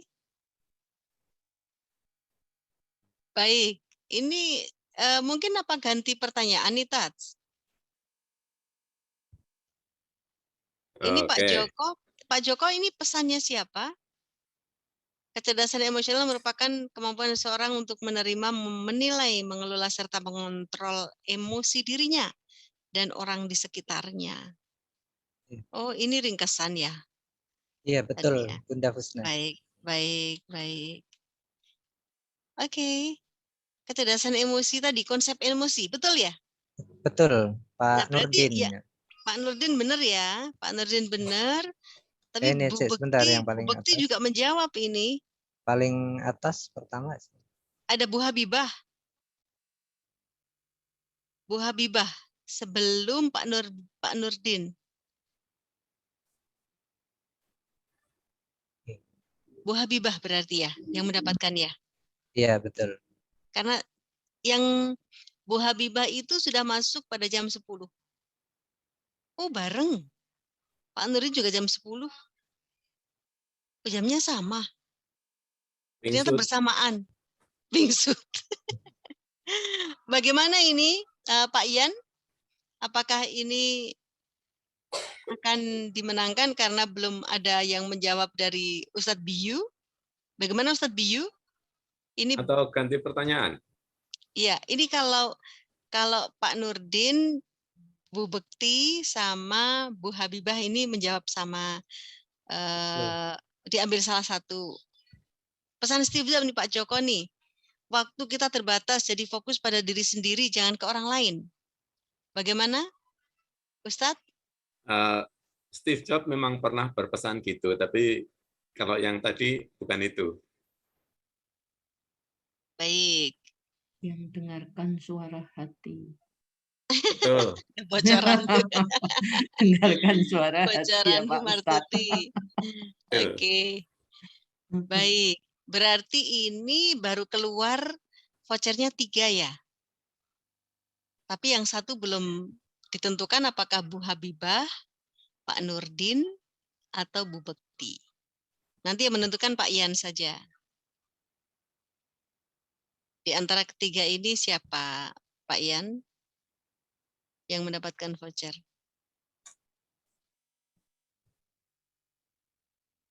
Oke. Dibuka dulu mic-nya. Saya udah chat ke Bunda Husna ya. Oh, siap. Saya chat ke Bunda Husna. Oke, siap. Ustadz Biyu, bagaimana Ustadz Biyu? Atau mau ganti pertanyaan dari saya? Iya. Pertama, apa 3 pilar utama sokok guru keluarga itu? Nah, itu dia. Yuk, silahkan di chat.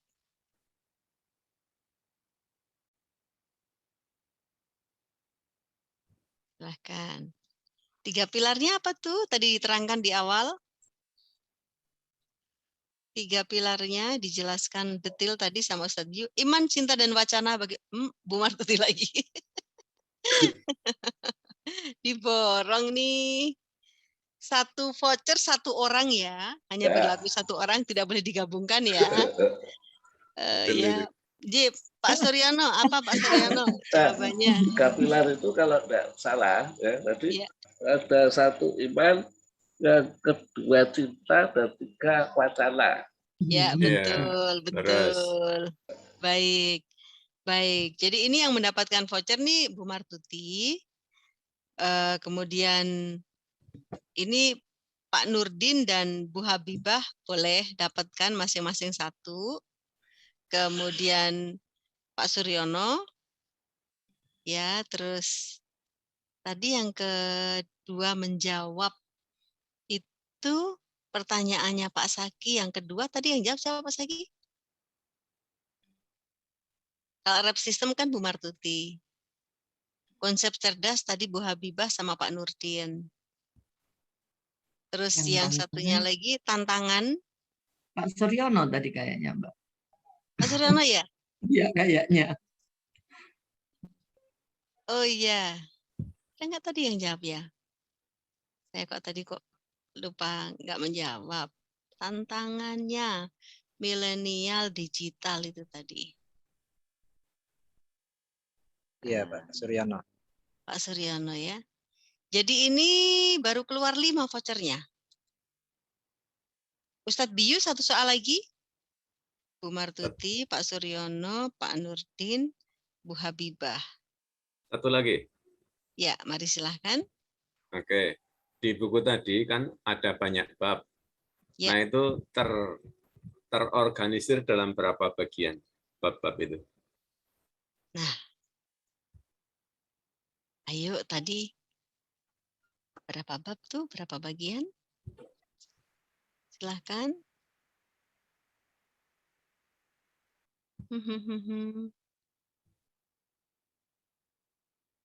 Malu-malu nulisnya. Boleh buka mic-nya. Atau ganti pertanyaan lagi? Boleh, boleh. Siapa tokoh yang pertama kali saya sebutkan? Tadi dalam penjelasan ya, Ya. tokoh yang pertama kali disebutkan. Siapakah? Yuk. Siapa tokoh yang pertama kali tadi disebutkan?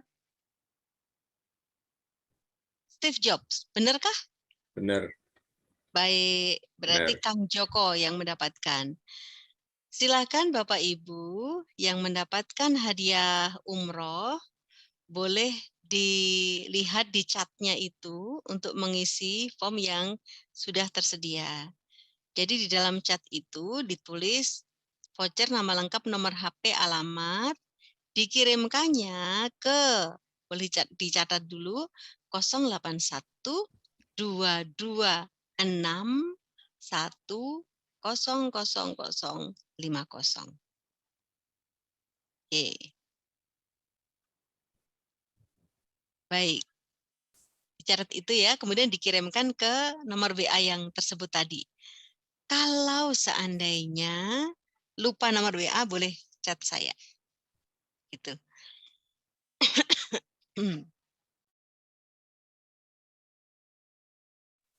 Baik, Bapak Ibu, ternyata sudah jam 10, alhamdulillah. Pada malam hari ini kita sudah belajar banyak tentang parenting.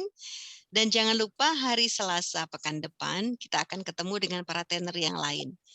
Dan kami juga membuka untuk para trainer sedekah ilmunya untuk mengisi setiap event Cuat Corner bersama dengan PTPI. Silahkan nanti kita bisa kontak saling berbagi. Pak Rohmat, terima kasih banyak. Beliau adalah dari Santri Mendunia, ya. Terima kasih banyak kehadirannya. Bu Meris, terima kasih kehadirannya menungguin event dari PTPI DPW Jawa Tengah. Terima kasih banyak. Terima kasih kembali Bunda Fusna. Alhamdulillah, senang sekali. Baik, Bapak Ibu, malam hari ini kita sudah belajar banyak dan insya Allah kita akan belajar lagi hari Selasa depan. Semoga malam hari ini menjadi awal dari pola kita lebih baik lagi ya. Barangkali Bapak Ibu sudah menerapkan yang terbaik dan menjadi lebih baik lagi karena ada tambahan dari materi dan diskusi pada malam hari ini. Terima kasih banyak Bapak Ibu apabila ada kesalahan di dalam sikap maupun kata-kata. Semoga berkenan dan bermanfaat. Semoga dicatat sebagai amalan kita mencari ilmu. Mohon maaf lahir batin. Wassalamualaikum warahmatullahi wabarakatuh. Waalaikumsalam.